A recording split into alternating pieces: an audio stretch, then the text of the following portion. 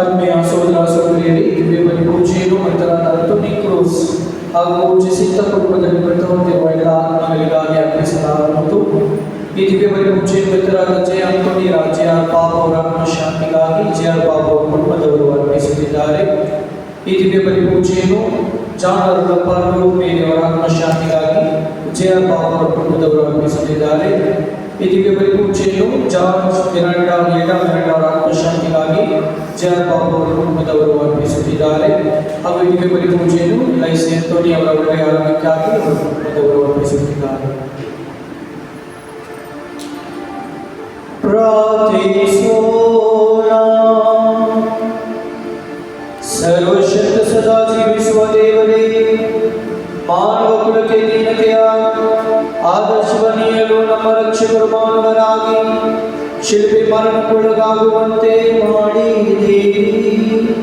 ನಮ್ಮ ಜೀವನದಲ್ಲಿ ಅವರ ಸಹನೆ ಆದರ್ಶವನ್ನು ಅನುಸರಿಸಿ ನಾವು ಅವರ ಪುನರುತ್ಥಾನದಲ್ಲಿ ಭಾಗಿಗಳಾಗುವಂತೆ ದಯೆಯಿಂದ ಕರುಣಿಸಿರಿ. ನಿಮ್ಮೊಂದಿಗೆ ಪವಿತ್ರ ಆತ್ಮರ ಐಕ್ಯದಲ್ಲಿ ದೇವರಾಗಿ ಯುಗಾಂತರವು ಜೀವಿಸಿ ಆಳುವ ಅವರ ಮುಖಾಂತರ ನಿಮ್ಮನ್ನು ಪ್ರಾರ್ಥಿಸುತ್ತೇವೆ.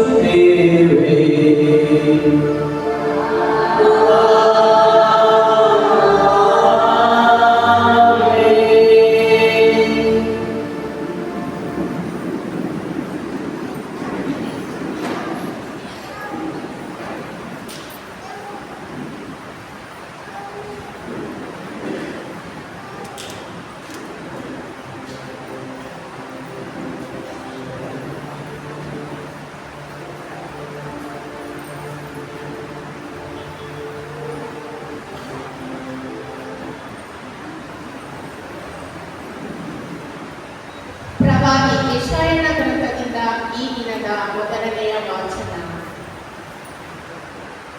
ಮುಖ ಮರೆ ಮಾಡಲಿಲ್ಲ ಹುಗುಳು ಹುಗುಳಿಗೆ, ತಣಿದವರನ್ನು ಇತ ನುಡಿಗಳಿಂದ ತಣಿಸುವಂತೆ ಅನುಗ್ರಹಿಸಲಾದ ನೆನೆಗೆ ಪ್ರಭು ಸರ್ವೇಶ್ವರ ಶಿಕ್ಷಿತರ ನಾಲಿಗೆಯನ್ನು ಶಿಕ್ಷಣೋಪಾದಿ ನಾನು ಆತನನ್ನು ಆಲಿಸುವಂತೆ ಬೆಳಬೆಳಕು ನನ್ನನ್ನು ಎಚ್ಚರಿಸಿ ಚೇತನಗೊಳಿಸುತ್ತಾನೆ. ನನ್ನ ಕಿವಿಯನ್ನು ತೆರೆದಿಯನು ಸ್ವಾಮಿ ಸರ್ವೇಶ್ವರ, ನನ್ನ ಕಿವಿಯನ್ನು. ಎಂದೇ ವಿಮುಖನಾಗಲಿಲ್ಲ ನಾನು, ಪ್ರತಿಭಟಿಸಲಿಲ್ಲ ಆತನನ್ನು. ಬೆನ್ನು ಕೊಟ್ಟೆನು ಹೊಡೆಯುವವರಿಗೆ, ಕಟ್ಟ ಹೊಟ್ಟಿದೆನು ಅದನ್ನು ಕೀಳುವವರಿಗೆ. ಮುಖ ಮರೆ ಮಾಡಲಿಲ್ಲ ಹುಡುಳು ಹುಗುಳಿಗೆ, ನೇರವಾಗಿಯನು ನನಗೆ ಸ್ವಾಮಿ ಸರ್ವೇಶ್ವರ. ಎಂದೇ ತಲೆ ತಗ್ಗಿಸಲಿಲ್ಲ ನಾನು ನಾಚಿಕೆಯಿಂದ, ಗಟ್ಟಿ ಮಾಡಿಕೊಂಡೆ ಮುಖವನ್ನು ಕತ್ತಲಿ ಹಾಗೆ. ಆಶಾಭಂಗ ಪಡಲಾರನೆಂದು ಗೊತ್ತು ನನಗೆ. ಪ್ರಭುವಿನ ವಾಕ್ಯವಿದು.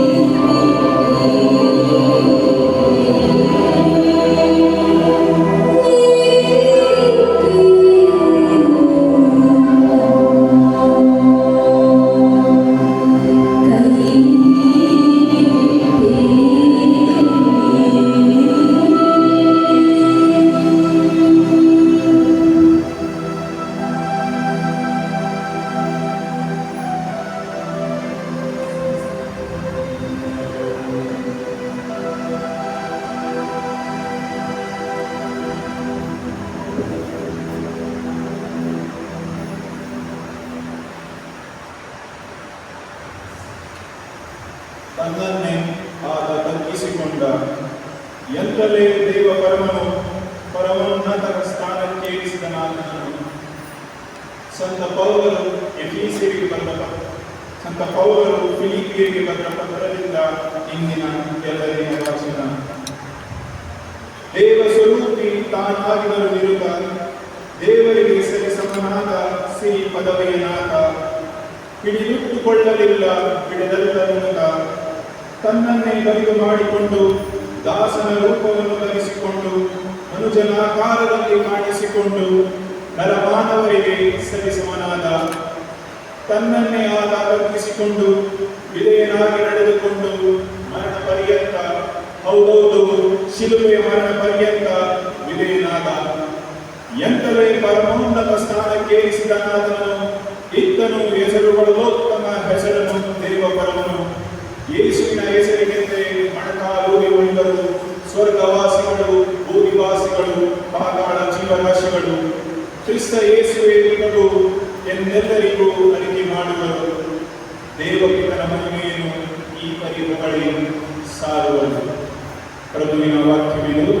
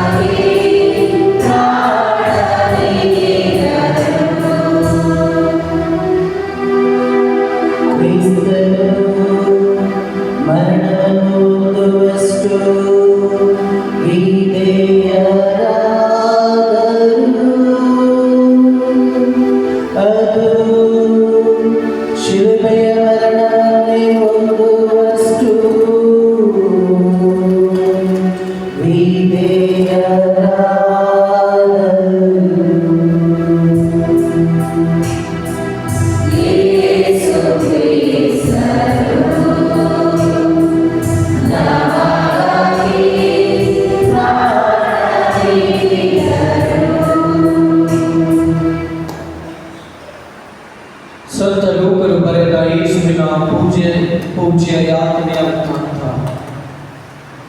ನಿಶ್ಚಿತ ಸಮಯ ಬಂದಾಗ ಯೇಸು ಸ್ವಾಮಿ ಶಿಷ್ಯರ ಸಮೇತ ಊಟಕ್ಕೆ ಕುಳಿತರು. ಆಗ ಅವರು ಶಿಷ್ಯರಿಗೆ, ನಾವು ಯಾತನೆಯನ್ನು ಅನುಭವಿಸುವುದಕ್ಕೆ ಮುಂಚೆ ನಿಮ್ಮೊಡನೆ ಪಾಸ್ಕ ಭೋಜನವನ್ನು ಮಾಡಲು ಬಹಳ ಅಪೇಕ್ಷೆಯಿಂದ ಎದುರುಗೊಳ್ಳುತ್ತಿದ್ದೇನೆ. ದೇವರ ಸಾಮ್ರಾಜ್ಯದಲ್ಲಿ ಇದು ಪೂರ್ಣ ಅರ್ಥವನ್ನು ಪಡೆಯುವ ತನಕ ನಾನಿದನ್ನು ಇನ್ನು ಭುಜಿಸುವುದೇ ಇರಬೇಕು ನಿಮಗೆ ಸತ್ಯವಾಗಿ ಹೇಳುತ್ತೇನೆ ಎಂದರು. ಅನಂತರ ಯೇಸು ಪಾನಪಾತ್ರೆಯನ್ನು ತೆಗೆದುಕೊಂಡು ದೇವರಿಗೆ ಕೃತಜ್ಞತಾ ಸ್ತೋತ್ರವನ್ನು ಸಲ್ಲಿಸಿ, ಇದನ್ನು ತೆಗೆದುಕೊಂಡು ನಿಮ್ಮನ್ನು ಮುಚ್ಚಿಕೊಳ್ಳಿರಿ. ದೇವರ ಸಾಮ್ರಾಜ್ಯವು ಬರುವ ತನಕ ಇನ್ನು ನಾನು ದ್ರಾಕ್ಷರಸವನ್ನು ಕುಡಿಯುವುದಿಲ್ಲ ಎಂದು ನಿಮಗೆ ಹೇಳುತ್ತೇನೆ ಎಂದರು. ಬಳಿಕ ರೊಟ್ಟಿಯನ್ನು ತೆಗೆದುಕೊಂಡು ದೇವರಿಗೆ ಕೃತಜ್ಞತಾ ಸ್ತೋತ್ರವನ್ನು ಸಲ್ಲಿಸಿ ಅದನ್ನು ಮುರಿದು ಶಿಷ್ಯರಿಗೆ ಕೊಡುತ್ತಾ, ಇದು ನಿಮಗಾಗಿ ಒಪ್ಪಿಸಲಾಗುವ ನನ್ನ ಶರೀರ, ನನ್ನ ಸ್ಮರಣೆಗಾಗಿ ಇದನ್ನು ಮಾಡಿರಿ ಎಂದರು. ಅಂತೆಯೇ ಊಟವಾದ ಮೇಲೆ ಪಾನಪಾತ್ರೆಯನ್ನು ತೆಗೆದುಕೊಂಡು, ಈ ಪಾತ್ರೆಯು ನಿಮಗಾಗಿ ಸಿಡಿಸಲಾಗುವ ನನ್ನ ರಕ್ತದಿಂದ ಮುದ್ರಿತವಾದ ಹೊಸ ಒಡಂಬಡಿಕೆ. ಆದರೆ ಇಗೋ, ನನಗೆ ದ್ರೋಹ ಬಗೆಯುವವನು ನನ್ನೊಂದಿಗೆ ಇದೇ ಪಂಕ್ತಿಯಲ್ಲಿ ಊಟಕ್ಕೆ ಕುಳಿತಿದ್ದಾನೆ. ನರಪುತ್ರನೇನು ದೈವಕ್ಷೇಮ ಪ್ರಕಾರ ಹೊರಟು ಹೋಗುತ್ತಾನೆ, ಆದರೆ ಆತನಿಗೆ ದ್ರೋಹ ಬಗೆಯುವವನು ದುರ್ಗತಿಯನ್ನು ಏನೆಂದು ಹೇಳಲಿ ಎಂದರು. ಇದನ್ನು ಕೇಳಿದ ಶಿಷ್ಯರು, ಇಂತಹ ದುಷ್ಕೃತ್ಯ ಮಾಡುವವನು ತಮ್ಮಲ್ಲಿ ಯಾರಿರಬಹುದೆಂದು ಒಬ್ಬರನ್ನೊಬ್ಬರು ವಿಚಾರಿಸತೊಡಗಿದರು. ತಮ್ಮಲ್ಲಿ ಅತಿ ಶ್ರೇಷ್ಠನು ಯಾರು ಎಂಬ ವಾದ ವಿವಾದವು ಶಿಷ್ಯರಲ್ಲಿ ಎದ್ದಿತು. ಆಗ ಯೇಸು, ಲೌಕಿಕ ರಾಜರು ತಮ್ಮ ಪ್ರಜೆಗಳ ಮೇಲೆ ದೊರೆತನ ಮಾಡುತ್ತಾರೆ. ಅಧಿಕಾರ ನಡೆಸುವವರು ಧರ್ಮನಿಷ್ಠೆ ರಚಿಸಿಕೊಳ್ಳುತ್ತಾರೆ. ಆದರೆ ನೀವು ಹಾಗಾಗಬಾರದು. ನಿಮ್ಮಲ್ಲಿ ಅತಿ ದೊಡ್ಡವನು ಅತಿ ಚಿಕ್ಕವನಾಗಿರಬೇಕು. ಈ ಇಬ್ಬರಲ್ಲಿ ದೊಡ್ಡವನು ಯಾರು? ಊಟ ಮಾಡುವವನೇ. ಊಟ ಬಡಿಸುವವನು ಖಂಡಿತವಾಗಿ ಊಟ ಮಾಡುವವನು. ಆಗ ಊಟ ಬಡಿಸುವ ಉಳಿಗೆಯವನಂತೆ ನಾನು ನಿಮ್ಮ ನಡೆಯುತ್ತೇನೆ. ನನ್ನ ಶೋಧನೆ ವೇದನೆಗಳಲ್ಲಿ ನನ್ನನ್ನು ಬಿಟ್ಟುಗಳಲ್ಲೇ ಇದ್ದವರು ನೀವು. ನನ್ನ ಪಿತರು ನನಗೆ ರಾಜ್ಯಾಧಿಕಾರವನ್ನು ವಹಿಸುವಂತೆ ನಾನು ನಿಮಗೆ ವಹಿಸುತ್ತೇನೆ. ನನ್ನ ಸಾಮ್ರಾಜ್ಯದಲ್ಲಿ ನನ್ನ ಸಂಗಡ ಊಟ ಮಾಡುವಿರಿ, ಪಾನ ಮಾಡುವಿರಿ. ಮಾತ್ರವಲ್ಲ, ಇಸ್ರೇಲಿನ 12 ಗೋತ್ರಗಳಿಗೆ ನ್ಯಾಯಾಧಿಪತಿಗಳಾಗಿ ಸಿಂಹಾಸನಗಳ ಮೇಲೆ ಆಸೀನರಾಗುವಿರಿ. ಸೀಮೋನನೇ ಕೇಳು. ಗೋಧಿಯನ್ನು ತೋರುವಂತೆ ಸೈತಾನ್ ನಿಮ್ಮೆಲ್ಲರನ್ನು ಶೋಧಿಸಲು ಅಪ್ಪಣೆ ಕೇಳಿಕೊಂಡಿದ್ದಾನೆ. ಆದರೆ ನಾನು ನಿನ್ನ ವಿಶ್ವಾಸವು ಕುಂದದಂತೆ ನಿನಗಾಗಿ ಪ್ರಾರ್ಥನೆ ಮಾಡಿದ್ದೇನೆ. ನೀನು ಪರಿವರ್ತನೆ ಹೊಂದಿದ ನಂತರ ನಿನ್ನ ಸಹೋದರರನ್ನು ದೃಢಪಡಿಸು ಎಂದರು. ಅದಕ್ಕೆ ಪೇತ್ರನು, ಗುರುದೇವ, ನಿಮ್ಮ ಸಂಗಡ ಸೆರೆಗೆ ಹೋಗುವುದಕ್ಕೂ ಸಾಯುವುದಕ್ಕೂ ಸಿದ್ಧನಿದ್ದೇನೆ ಎಂದನು. ಆಗ ಯೇಸು, ಪೇತ್ರನೇ, ಇಂದು ಕೋಳಿಗೆ ಹೋಗುವ ಮೊದಲೇ ನನ್ನನ್ನು ಅರಿಯಲೆಂದು ನೀನು 3 ಬಾರಿ ಹೇಳುವೆ, ಇದು ಖಂಡಿತ ಎಂದರು. ಬಳಿಕ ಯೇಸು, ನಾನು ನಿಮ್ಮನ್ನು ಬುತ್ತಿ ಜೋಳಿಗೆ ಜೋಳು ಒಂದು ಇಲ್ಲದೆ ಕಳಿಸಿದಾಗ ನಿಮಗೇನಾದರೂ ಕೊರತೆ ಆಗಿದೆ ಎಂದು ಶಿಷ್ಯರನ್ನು ಕೇಳಿದರು. ಅದಕ್ಕೆ ಅವರು, ಇಲ್ಲ ಎಂದು ಉತ್ತರ ಕೊಟ್ಟರು. ಆದರೆ ಈಗ ಬುತ್ತಿ ಇರುವವನು ಅದನ್ನು ತೆಗೆದುಕೊಳ್ಳಲಿ, ಜೋಳಿಗೆ ಇರುವವನು ಹಾಗೆ ಮಾಡಲಿ, ಮತ್ತು ಕತ್ತಿ ಇಲ್ಲದವನು ತನ್ನ ಹೊದಿಕೆಯನ್ನು ಮಾರಿ ಒಂದನ್ನು ಕೊಂಡುಕೊಳ್ಳಲಿ. ಏಕೆಂದರೆ ಪಾತಕರಲ್ಲಿ ಒಬ್ಬನಂತೆ ಪರಿಗಣಿತನಾದನು ಎಂದು ಪವಿತ್ರ ಗ್ರಂಥದಲ್ಲಿ ಬರೆದಿರುವ ವಾಕ್ಯ ನನ್ನಲ್ಲಿ ನೆರವೇರಬೇಕಾಗಲು ಅಗತ್ಯ. ನನಗೆ ಸಂಬಂಧಪಟ್ಟಿದ್ದೆಲ್ಲ ಸಮರ್ಥಗೊಳ್ಳಲಿದೆ ಎಂದರು. ಗುರುವೇ, ಇಗೋ ಇಲ್ಲಿ 2 ಕತ್ತಿಗಳಿವೆ ಎಂದು ಶಿಷ್ಯರು ಕೇಳಲು ಯೇಸು, ಅಷ್ಟು ಸಾಕು ಎಂದರು. ಯೇಸು ಅಲ್ಲಿಂದ ಹೊರಟು ವಾಡಿಕೆಯ ಪ್ರಕಾರ ಓಲಿವ್ ತೋಪಿನ ಗುಡ್ಡಕ್ಕೆ ಹೋದರು. ಶಿಷ್ಯರು ಅವರ ಹಿಂದೆ ಹೋದರು.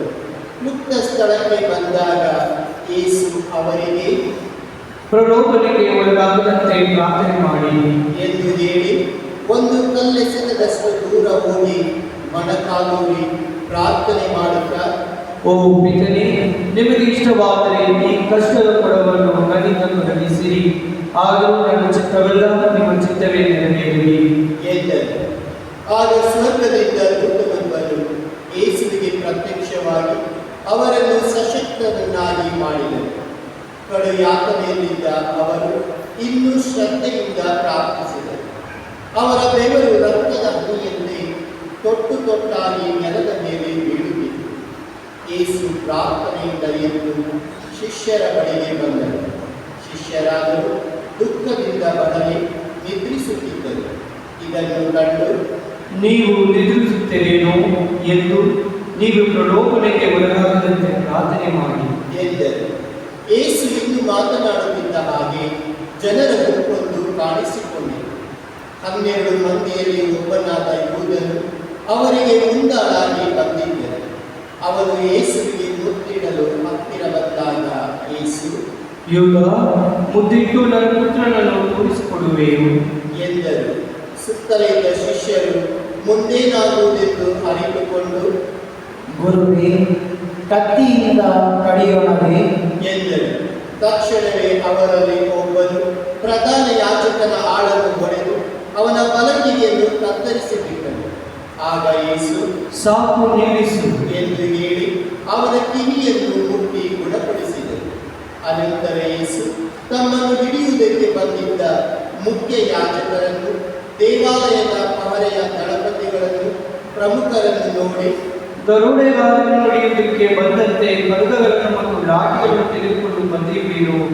ನಾನು ಪ್ರತಿದಿನವೂ ಮಹಾದೇವಾಲಯದಲ್ಲಿ ನಿಮ್ಮ ನಡುವೆ ಇದ್ದೇನೆ. ಆಗ ನೀವು ನನ್ನ ಮೇಲೆ ಕೈ ಮಾಡಲಿಲ್ಲ. ಆದರೆ ಇದು ನಿಮ್ಮ ಕಾಲ, ಅಂಧಕಾರದ ಬಡತನ ಮಾಡುವ ಕರಾಳ ಕಾಲ ಎಂದರು. ಅನಂತರ ಅವರು ಯೇಸುವನ್ನು ಬಂಧಿಸಿ ಪ್ರಧಾನ ಯಾಜಕನ ಭವನಕ್ಕೆ ಕರೆದುಕೊಂಡು ಹೋದರು.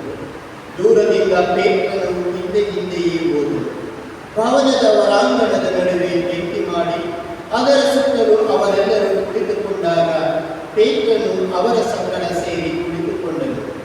ಬೆಂಕಿಯ ಬೆಳಕಿನಲ್ಲಿ ಕುಳಿತಿದ್ದ ಆತನನ್ನು ದಾಸಿಯೊಬ್ಬಳು ದೃಷ್ಟಿಸಿ ನೋಡಿ, ಇವನು ಕೂಡ ಯೇಸುವಿನ ಸಂಗಡ ಇದ್ದವನು ಎಂದಳು.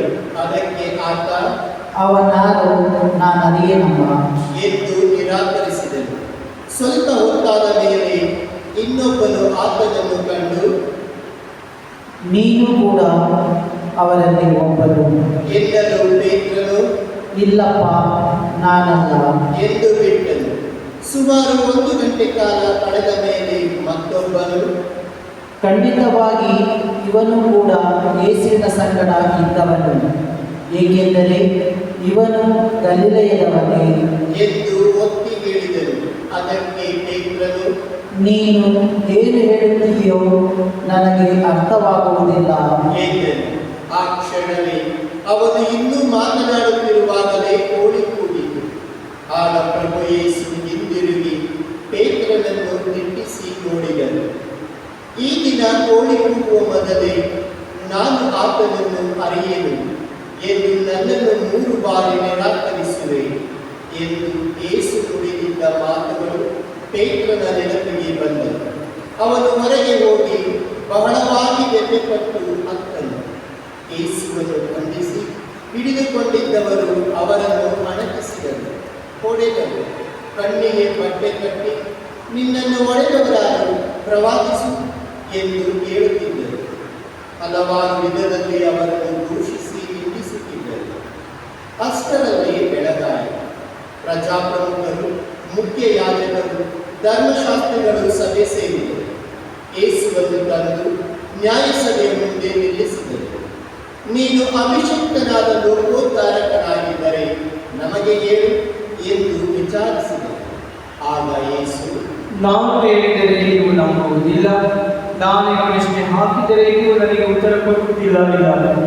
ಇನ್ನು ಮುಂದೆ ನನ್ನ ಪುತ್ರನು ಸರ್ವಶಕ್ತರ ದೇವರ ಬಲಗಡೆ ಆಸೀನನಾಗಿರುವನು ಎಂದರು. ಅದಕ್ಕೆ ಅವರೆಲ್ಲರೂ, ಹಾಗಾದರೆ ನೀನು ದೇವರ ಪುತ್ರನು ಎಂದು ಕೇಳಿದರು. ನಾನು ಆತನೇ ಎಂದು ನೀವೇ ಹೇಳುತ್ತಿದ್ದೀರಿ ಎಂದು ಯೇಸು ಉತ್ತರ ಕೊಡಲು ಅವರು, ಇನ್ನೇನು ಸಾಕ್ಷಿ ಬೇಕು? ನಾವೇ ಇವನ ಬಾಯಿಂದ ಕೇಳಿದೆವಲ್ಲ ಎಂದರು. ಬಳಿಕ ಸಭೆ ಸೇರಿದ್ದವರೆಲ್ಲರೂ ಎಂದು ಯೇಸುವನ್ನು ಪಿಲಾತನ ಬಳಿಗೆ ಕರೆದು ತಂದರು. ಅಲ್ಲಿ ಆತನ ಮುಂದೆ, ಇವನು ರೋಮ್ ಚಕ್ರವರ್ತಿಗೆ ತೆರಿಗೆ ಕೊಡುವುದನ್ನು ನಿಷೇಧಿಸುತ್ತಾನೆ, ತಾನೇ ಕ್ರಿಸ್ತ, ಒಬ್ಬ ಅರಸ ಎಂದು ಹೇಳಿಕೊಳ್ಳುತ್ತಾನೆ. ಹೀಗೆ ನಮ್ಮ ಜನತೆ ದಂಗೆ ಹೇಳುವಂತೆ ಪ್ರಚೋದಿಸುತ್ತಾನೆ. ಇದನ್ನೆಲ್ಲ ನಾವು ಕಂಡುಹಿಡಿದಿದ್ದೇವೆ ಎಂದು ದೂರತೊಡಗಿದರು. ಆಗ ಪಿಲಾತನು, ನೀನು ಯಹೂದ್ಯರ ಅರಸನು ಎಂದು ಯೇಸುವನ್ನು ಪ್ರಶ್ನಿಸಿದನು. ಅದು ನಿಮ್ಮ ಬಾಯಿಂದಲೇ ಬಂದಿದೆ ಎಂದು ಯೇಸು ಮರುನುಡಿದನು. ಪಿಲಾತನು ಮುಖ್ಯ ಯಾಜಕರನ್ನು, ಜನರ ಗುಂಪನ್ನು ನೋಡಿ, ಈ ಮನುಷ್ಯನಲ್ಲಿ ಶಿಕ್ಷಾರ್ಹ ದೋಷ ಯಾವುದೂ ನನಗೆ ಕಾಣುವುದಿಲ್ಲ ಎಂದನು. ಆದರೆ ಅವರು, ಇವನು ಜುದಯ ನಾಡಿನಲ್ಲೆಲ್ಲ ಬೋಧನೆ ಮಾಡುತ್ತಾ ಕ್ರಾಂತಿಗೆ ಕರೆಕೊಡುತ್ತಾನೆ. ಗಲಿಲೆಯದಲ್ಲಿ ಪ್ರಾರಂಭಿಸಿ ಇಲ್ಲಿಯವರೆಗೂ ಬಂದಿದ್ದಾನೆ ಎಂದು ಒತ್ತಾಯಪೂರ್ವಕವಾಗಿ ಆರೋಪಿಸಿದರು. ಇದನ್ನು ಕೇಳಿದ ಕ್ಷಣವೇ ಪಿಲಾತನು, ಇವನು ಗಲಿಲೆಯದವನು ಎಂದು ವಿಚಾರಿಸಿದರು. ಯೇಸು ಹೆರೋದನ ಅಧಿಪತ್ಯಕ್ಕೆ ಒಳಪಟ್ಟವರೆಂದು ತಿಳಿದುಕೊಂಡು ಅವರನ್ನು ಆತನ ಬಳಿಗೆ ಕಳುಹಿಸಿದರು. ಹೆರೋದನು ಅದೇ ಸಮಯಕ್ಕೆ ಜೆರುಸಲೇಮಿಗೆ ಬಂದಿದ್ದರು. ಯೇಸುವನ್ನು ಕಂಡೊಡನೆ ಹೆರೋದನಿಗೆ ತುಂಬಾ ಸಂತೋಷವಾಯಿತು. ಆತನು ಅವರನ್ನು ಕಾಣಲು ಬಹಳ ದಿನಗಳಿಂದ ಕಾತರನಾಗಿದ್ದನು. ಏಕೆಂದರೆ ಅವರ ವಿಷಯವಾಗಿ ಈಗಾಗಲೇ ಎಷ್ಟೋ ಕೇಳಿದ್ದರು. ಅವರು ಯಾವುದಾದರೊಂದು ಪವಾಡ ಕಾರ್ಯ ಮಾಡುವುದನ್ನು ನೋಡಬೇಕೆಂದು ಅಪೇಕ್ಷೆ ಅವನಿಗಿತ್ತು. ಆದುದರಿಂದ ಆತನು ಯೇಸುವನ್ನು ಅನೇಕ ವಿಧವಾಗಿ ಪ್ರಶ್ನಿಸಿದರು. ಆದರೆ ಅವರು ಒಂದಕ್ಕೂ ಉತ್ತರ ಕೊಡಲಿಲ್ಲ.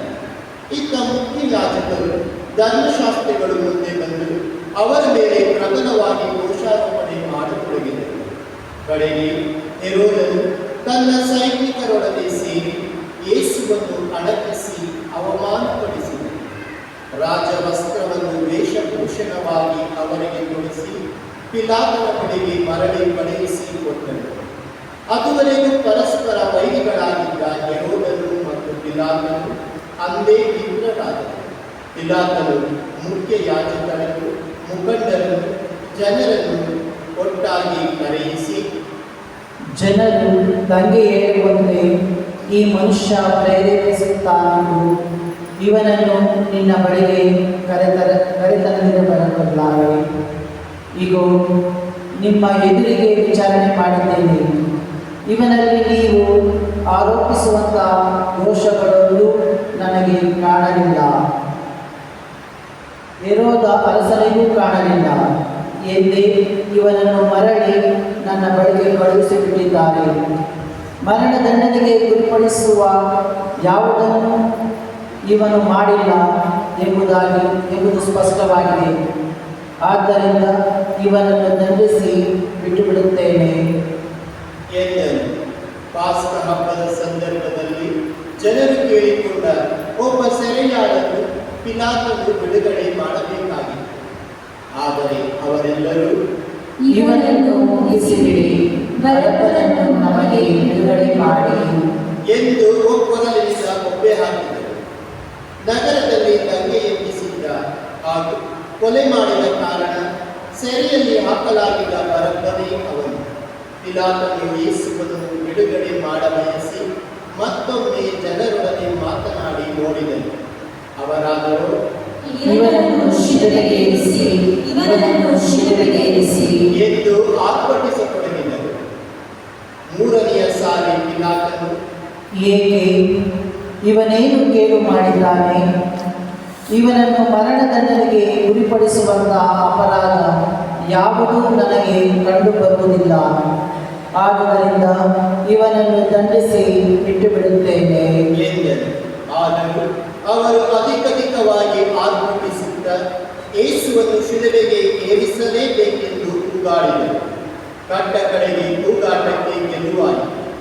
ಆ ಜನರ ಕೋರಿಕೆಯಂತೆಯೇ ಆಗಲೆಂದು ಪಿಲಾತನು ತೀರ್ಮಾನಿಸಿದರು.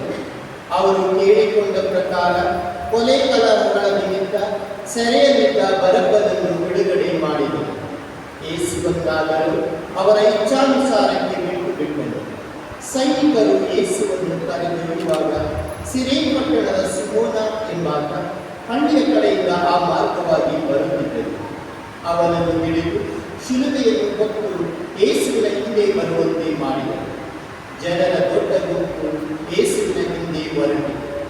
ಕೆಲವು ಮಹಿಳೆಯರು ಯೇಸುವಿಗಾಗಿ ದುಃಖಪಟ್ಟು ಎದೆ ಬಡಿದುಕೊಂಡು ಗೋಳಾಡುತ್ತಾ ಹಿಂಬಾಲಿಸುತ್ತಿದ್ದರು. ಯೇಸು ಅವರ ಕಡೆ ತಿರುಗಿ, ಜೆರುಸಲೇಮಿನ ಕೋದರಿಯರೇ, ನನಗಾಗಿ ಅಳಬೇಡಿ, ನಿಮಗಾಗಿ ನಿಮ್ಮ ಮಕ್ಕಳಿಗಾಗಿ ದುಃಖಿಸಿರಿ. ಕಾಲವು ಬರುವುದು, ಆಗ ಜನರು ಬಂಜೇರೆ ಭಾಗ್ಯವಂತರು, ಹೆರದವರೇ ಹಾಲುಡಿಸಿದವರೇ ಧನ್ಯರು ಎನ್ನುವರು. ಅದೇ ಸಮಯದಲ್ಲಿ ಪರ್ವತಗಳೇ ನಮ್ಮನ್ನು ತುಳಿದು ಬಿಡಿ, ಬುಡಗಳೇ ನಮ್ಮನ್ನು ನುಗ್ಗಿಬಿಡಿ ಎಂದು ಕೂಗಿಕೊಳ್ಳುವರು. ಹಸಿ ಮರಕ್ಕೆ ಇಷ್ಟೆಲ್ಲ ಮಾಡಿದರೆ ಒಣ ಮರಕ್ಕಾಗುವ ಗತಿಯಾದರೂ ಏನು? ಎಂದರು. ಯೇಸುವಿನ ಸಂಗಡ ಕೊಲ್ಲುವುದಕ್ಕಾಗಿ ಇಬ್ಬರು ಅಪರಾಧಿಗಳನ್ನು ಕೊಂಡೊಯ್ಯುತ್ತಿದ್ದರು. ಕಪಾಲ ಎಂಬ ಸ್ಥಳಕ್ಕೆ ಬಂದು ಸೇರಿದ ಮೇಲೆ ಯೇಸುವನ್ನು ಶಿಲುಬೆಗೆ ಏರಿಸಿದರು. ಆ ಇಬ್ಬರು ಅಪರಾಧಿಗಳಲ್ಲಿ ಒಬ್ಬನನ್ನು ಅವರ ಬಲಗಡೆಯನ್ನು, ಮತ್ತೊಬ್ಬನನ್ನು ಎಡಗಡೆಯನ್ನು ಶಿಲುಬೆಗೆ ಏರಿಸಿದರು. ಆಗ ಯೇಸು, ಪಿತನೇ, ಇವರನ್ನು ಕ್ಷಮಿಸಿ, ತಾವೇನು ಮಾಡುತ್ತಿರುವೆರೆಂದು ಇವರು ಅರಿಯುವರು ಎಂದರು. ಸೈನಿಕರಾದರೂ ಯೇಸುವಿನ ಬಟ್ಟೆಗಳನ್ನು ಚೀಟು ಹಾಕಿ ಹಂಚಿಕೊಂಡರು. ಜನರು ನೋಡುತ್ತಾ ನಿಂತಿದ್ದರು. ಅಲ್ಲಿದ್ದ ಮುಖಂಡರು ಯೇಸುವನ್ನು ಮುರುಗಲಿಸುತ್ತಾ, ಇವನು ಇತರರನ್ನು ರಕ್ಷಿಸಿದ, ಇವನು ದೇವರಿಂದಲೇ ಅಭಿಷಕ್ತನಾದ ಲೋಕೋದ್ಧಾರಕನು ಮತ್ತು ಅವರಿಂದಲೇ ಆಯ್ಕೆಯಾದವನು ಆಗಿದ್ದರೆ ತನ್ನನ್ನು ತಾನೇ ರಕ್ಷಿಸಿಕೊಳ್ಳಲಿ ಎಂದರು. ಸೈನಿಕರು ಮುಂದೆ ಬಂದು ಹುಳಿ ರಸವನ್ನು ಅವರತ್ತ ಕೊಟ್ಟೆ, ನೀನು ಯಹೂದ್ಯರ ಅರಸನಾಗಿದ್ದರೆ ನಿನ್ನನ್ನು ನೀನೇ ರಕ್ಷಿಸಿಕೋ ಎಂದು ಅಡಗಿಸುತ್ತಿದ್ದರು. ಯೇಸುವಿನ ಶಿಲುಬೆಯ ಮೇಲ್ಗಡೆ ಇವನು ಯಹೂದ್ಯರ ಅರಸ ಎಂಬ ಲಿಖಿತವಿತ್ತು. ತೂಗು ಹಾಕಿದ್ದ ಅಪರಾಧಿಗಳಲ್ಲಿ ಒಬ್ಬನು. ನೀನು ಕ್ರಿಸ್ತ ಅಲ್ಲವೇ? ಹಾಗಾದರೆ ನಿನ್ನನ್ನು ನೀನೇ ರಕ್ಷಿಸಿಕೊ, ನಮ್ಮನ್ನು ರಕ್ಷಿಸು ಎಂದು ಹಂಗಿಸಿದನು. ಆದರೆ ಮತ್ತೊಬ್ಬ ಅಪರಾಧಿ ಅವನನ್ನು ಖಂಡಿಸುತ್ತಾ, ನಿನಗೆ ದೇವರ ಭಯ ಬೇಡವೇ? ನೀನು ಸಹ ಇದೇ ಶಿಕ್ಷೆಗೆ ಗುರಿಯಾಗಿರುವೆ. ನಮಗೇನು ಶಿಕ್ಷೆ ನ್ಯಾಯವಾಗಿದೆ, ನಮ್ಮ ಕೃತ್ಯಕ್ಕೆ ತಕ್ಕ ಫಲ ಸಿಕ್ಕಿದೆ. ಇವರಾದರೂ ನಿರಪರಾಧಿ ಎಂದನು. ಬಳಿಕ ಅವನು, ಸ್ವಾಮಿ ಯೇಸುವೆ, ನೀವು ರಾಜ್ಯಾಧಿಕಾರದೊಡನೆ ಬರುವಾಗ ನನ್ನನ್ನು ಜ್ಞಾಪಿಸಿಕೊಳ್ಳಿ ಎಂದು ಬೇಡಿಕೊಂಡನು. ಅವನಿಗೆ ಯೇಸು, ಇಂದೇ ನೀನು ನನ್ನೊಡನೆ ಪರಲೋಕದಲ್ಲಿ ಇರುವೆ ಎಂದು ನಿಶ್ಚಯವಾಗಿ ಹೇಳುತ್ತೇನೆ ಎಂದನು. ಆಗ ಸುಮಾರು ನಡು ಮಧ್ಯಾಹ್ನ. ಆಗಿನಿಂದ 3 ಗಂಟೆಯವರೆಗೂ ಸೂರ್ಯನು ಕಾಂತಿಹೀನನಾದನು. ನಾಡಿನಲ್ಲೆಲ್ಲ ಕತ್ತಲೆ ಕವಿಯಿತು. ಮಹಾದೇವಾಲಯದ ತೆರೆಯು ಇಬ್ಬಾಗವಾಗಿ ಸೀರಿಹೋಯಿತು. ಯೇಸು, ಪಿತನೇ, ನನ್ನ ಆತ್ಮವನ್ನು ನಿಮ್ಮ ಕೈಗೆ ಒಪ್ಪಿಸುತ್ತೇನೆ ಎಂದು ಗಟ್ಟಿಯಾಗಿ ಕೂಗಿ ಪ್ರಾಣ ಬಿಟ್ಟರು. ಒಂದು ಕ್ಷಣ ಮೊಣಕಾಲಾಗಿ ಪ್ರಾರ್ಥಿಸಿದರು.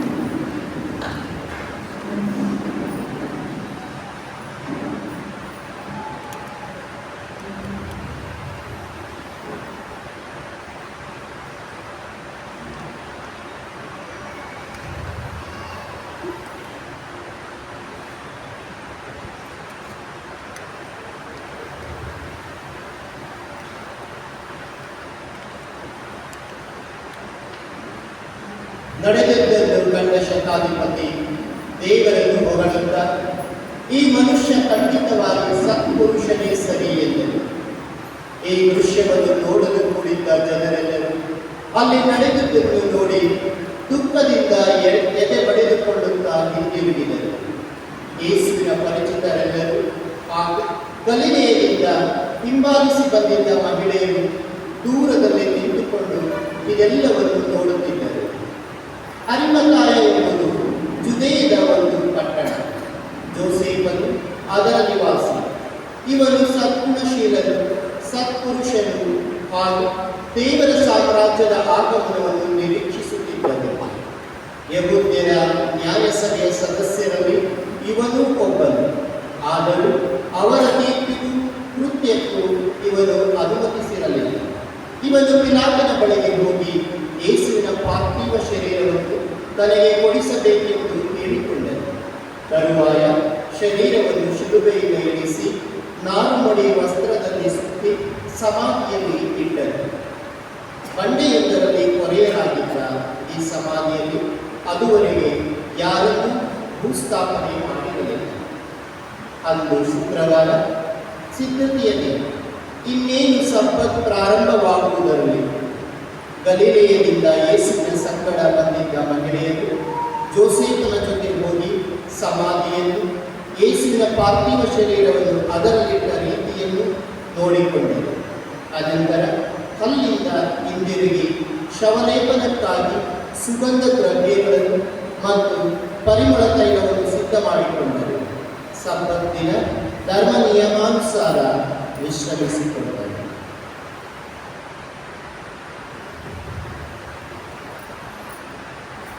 ದಯಮಾಡಿ ಕುಳಿತುಕೊಳ್ಳಿ. ಪ್ರಭು ಕ್ರಿಸ್ತರಲ್ಲಿ ಆತ್ಮೀಯ ಸಹೋದರ ಸಹೋದರಿಯರೇ, ಇಂದು ನಮ್ಮ ತಾಯಿ ಧರ್ಮ ಸಭೆಯು ಪೀಠಿಕೆಯಲ್ಲಿ ಹೇಳಿದ ಹಾಗೆ ಗರಿಗಳ ಭಾನುವಾರ, ಯೇಸು ಸ್ವಾಮಿಯ ಯಾತನೆಯ ಭಾನುವಾರವನ್ನು ಆಚರಿಸುತ್ತದೆ, ಪ್ಯಾಷನ್ ಸಂಡೇ. ಆದುದರಿಂದ ಈ ದಿನದಂದು ಯೇಸು ಸ್ವಾಮಿ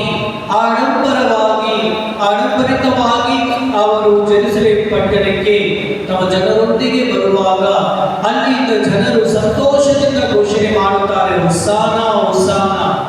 ಅದರ ಅರ್ಥವೇನೆಂದರೆ, ದೇವರೇ ನಮ್ಮನ್ನು ಕಾಪಾಡಿರಿ ಅನ್ನುವ ರೀತಿಯಲ್ಲಿ ಬರಲಿರುವ ಲೋಕೋದ್ಧಾರಕರು ನಮ್ಮನ್ನು ಕಾಪಾಡುತ್ತಾರೆ, ನಮ್ಮನ್ನು ಮುನ್ನಡೆಸುತ್ತಾರೆ ಎನ್ನುವ 1 ಭರವಸೆಯೊಂದಿಗೆ ಸಂತೋಷದಿಂದ ಘೋಷಣೆ ಮಾಡುತ್ತಿದ್ದಾರೆ.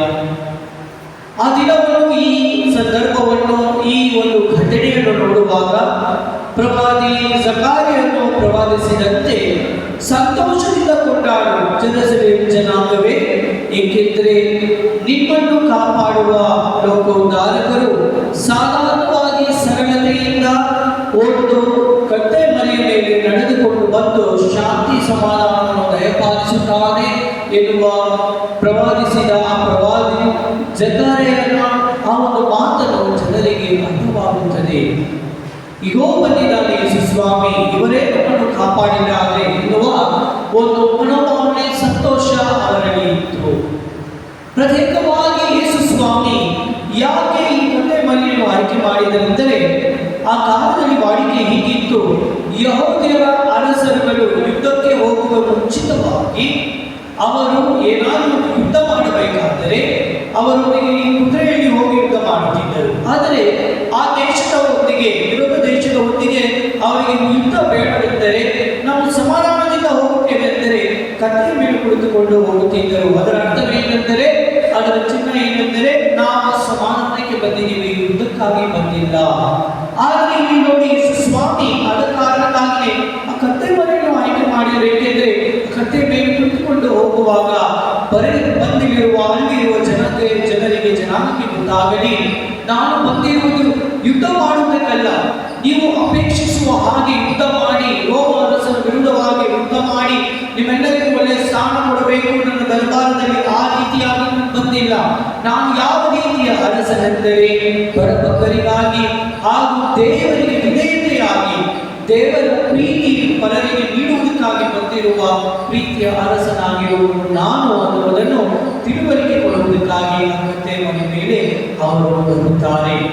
ಆತ್ಮೀಯ ಸಹೋದರ ಸಹೋದರಿಯರೇ, ಇಂದಿನ ಮೊದಲನೆಯ ವಾಚನದಲ್ಲಿ ನಾವು ಆಲಿಸುವುದಕ್ಕೆ ಮುಂಚಿತವಾಗಿ ಒಂದು ವಿಷಯವನ್ನು ನಾವು ತಿಳಿದುಕೊಳ್ಳಬೇಕು. ಅಲ್ಲಿದ್ದ ಇಸ್ರಾಯೇಲ್ ಜನಾಂಗವು ಯಾವ ರೀತಿಯ ಅಪೇಕ್ಷೆ ಅವರಿಗೆ ಇತ್ತು. ರೋಮನ ಅರಸನಲ್ಲಿ ನಾವು ಬಹಳ ಕಷ್ಟಗಳನ್ನು ಅನುಭವಿಸ್ತಾ ಇದ್ದೀವಿ. ಇಷ್ಟು ದಿನ ಈಜಿಪ್ಟ್ನಲ್ಲಿ ಇದ್ದು ಅಲ್ಲಿಂದ ನಾವು ಇಲ್ಲಿ ಬಂದ ಮೇಲೆ ಈ ರೋಮ ಅರಸರು ನಮಗೆ ಇನ್ನೂ ಶಿಕ್ಷೆ, ಈ ರೀತಿಯ ತೊಂದರೆ, ಈ ರೀತಿಯ ದಾಸತನದಲ್ಲಿಯೇ ನಾವಿದ್ದೀವಿ. ಹಾಗಿರುವಾಗ ನಾವು ಅಪೇಕ್ಷಿಸುವ ಆ ಲೋಕೋದ್ಧಾರಕರು ಬಂದು ನಮ್ಮನ್ನು ಬಿಡುಗಡೆ ಮಾಡುತ್ತಾರೆ ಎನ್ನುವ ಒಂದು ಮನೋಭಾವನೆ, ಅಪೇಕ್ಷೆ ಅವರಲ್ಲಿ ಇತ್ತು. ಕಾಯ್ತಾ ಇದ್ದರು, ಯಾರಾದರೂ ಬಂದು ನಮ್ಮನ್ನು ಕಾಪಾಡುತ್ತಾರಾ. ಹಾಗಿರುವಾಗ ಯೇಸು ಸ್ವಾಮಿ ಮಾಡುತ್ತಿರುವ ಈ ಪ್ರವಚನಗಳನ್ನು ನೋಡುವಾಗ, ಸಂದೇಶವನ್ನು ಸಾರುತ್ತಿರುವಾಗ, ಪವಾಡಗಳನ್ನು ಮಾಡುತ್ತಿರುವಾಗ ಅವರ ಮನಸ್ಸಿಗೆ ಏನಿತ್ತಂದ್ರೆ, ಇವರು ರೋಮನ ಅರಸನ ವಿರುದ್ಧವಾಗಿ ಯುದ್ಧ ಮಾಡಿ ನಮ್ಮೆಲ್ಲರನ್ನು ಕಾಪಾಡುತ್ತಾರೆ, ದಾಸತನದಿಂದ ನಮ್ಮನ್ನು ಬಿಡುಗಡೆ ಮಾಡಿ ನಮಗೆ ಶಾಂತಿ ಸಮಾಧಾನ ನೀಡುತ್ತಾರೆ, ನಮಗೆಲ್ಲರಿಗೂ ಇವರು ಅರಸರಾಗುತ್ತಾರೆ ಎನ್ನುವ ಮನೋಭಾವನೆ ಅವರಲ್ಲಿ ಇತ್ತು. ಆದರೆ ಏನಾಯಿತು, ಇಂದಿನ ಮೊದಲನೇ ವಾಚನದಲ್ಲಿ ಪ್ರವಾದಿ ಯೆಶಾಯನು ಹೇಳಿದ ಹಾಗೆ ಬರಲಿರುವ ಲೋಕೋದ್ಧಾರಕರು ಪರರಿಂದ ಆ ಜನರಿಂದಲೇ ಅವಮಾನಗಳನ್ನು ಸಹಿಸಿಕೊಳ್ಳಬೇಕು, ಅವರನ್ನು ನಿರಾಕರಿಸಲಾಗುತ್ತದೆ, ಶೋಧನೆಗಳನ್ನು ಅನುಭವಿಸಬೇಕು, ತನ್ನ ಜೀವನವನ್ನು ಅವರು ಪ್ರಾಣತ್ಯಾಗ ಮಾಡಬೇಕು ಎನ್ನುವುದನ್ನು ಪ್ರವಾದಿಸಿದಂತೆ ಅದರಂತೆ ನಡೆಯಲಿತ್ತು. ಅದಕ್ಕಾಗಿ ತಯಾರಿಕೆಯನ್ನು ಯೇಸು ಸ್ವಾಮಿ ಮಾಡುತ್ತಿದ್ದರು. ಅಲ್ಲಿದ್ದ ಜನರು ಅವರನ್ನು ಹೊಗಳಿಕೆ ಮಾಡುತ್ತಿರುವುದನ್ನು ನೋಡಿ ಅವರು ಸಂತೋಷ ಪಡಲಿಲ್ಲ.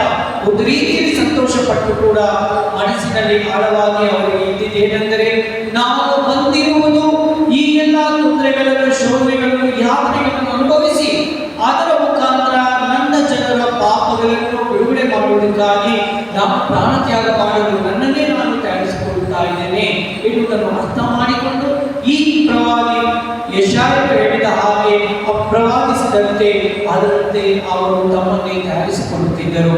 ಇಂದಿನ 2ನೇ ವಾಚನದಲ್ಲಿ ಕೂಡ ಸಂತ ಪೌಲರು ಫಿಲಿಪ್ಪಿಯರಿಗೆ ಬರೆದ ಪತ್ರದಲ್ಲಿ ಹೀಗೆ ನುಡಿಯುತ್ತಾರೆ, ಎಂಥ ಒಂದು ಮಹಾ ದೇವರಾಗಿದ್ದಾರೆ. ಈ ಲೋಕೋದ್ಧಾರಕರು ತಮ್ಮ ಜನರಿಗಾಗಿ ಪ್ರಾಣತ್ಯಾಗ ಮಾಡಲು ಸಿದ್ಧರಾದರು. ತಮ್ಮ ಗೌರವವನ್ನು ದೂರವಿಟ್ಟು ತಾನು ದೇವರೆನ್ನುವುದನ್ನು ಬಿಟ್ಟು ಆ ಒಂದು ಭಾವನೆ ಇಲ್ಲದೆ ತಮ್ಮ ಜನರಿಗಾಗಿ ತಮ್ಮ ಜೀವನವನ್ನೇ ತ್ಯಾಗ ಮಾಡಲು ಎಂಥ ಒಂದು ಕಠಿಣವಾದ ಮರಣವನ್ನು ಅನುಭವಿಸಲು ಅವರು ಆಯ್ಕೆ ಮಾಡಿ ಮುಂದೆ ಬಂದಿದ್ದಾರೆ ಎಂದರೆ, ಇಂಥ ಒಂದು ನಿಜವಾದ ಪ್ರೀತಿಯನ್ನು ಎಲ್ಲಿಂದ ಕಾಣಲು ಸಾಧ್ಯ?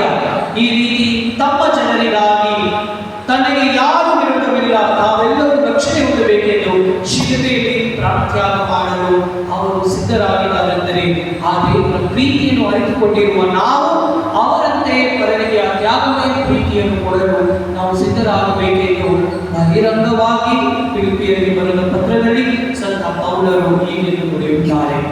ಆತ್ಮೀಯ ಸಹೋದರ ಸಹೋದರಿಯರೇ, ಈ ಪವಿತ್ರ ವಾರವನ್ನು ಆರಂಭಿಸುವುದಕ್ಕೆ ಮುಂಚಿತವಾಗಿ ಈ ಗರಿಗಳ ಭಾನುವಾರವನ್ನು ಆಡಂಬರಿತವಾಗಿ ನಾವು ಕೊಂಡಾಡುತ್ತೇವೆ. ಗರಿಗಳನ್ನು ಹಿಡಿದುಕೊಂಡು ಹೋಸಾನ ಹೋಸಾನ ಅಂತ ಯೆಹೋವನು ಹೇಳಿದ ಹಾಗೆ ನಾವು ಕೂಡ ಹೇಳುತ್ತೇವೆ.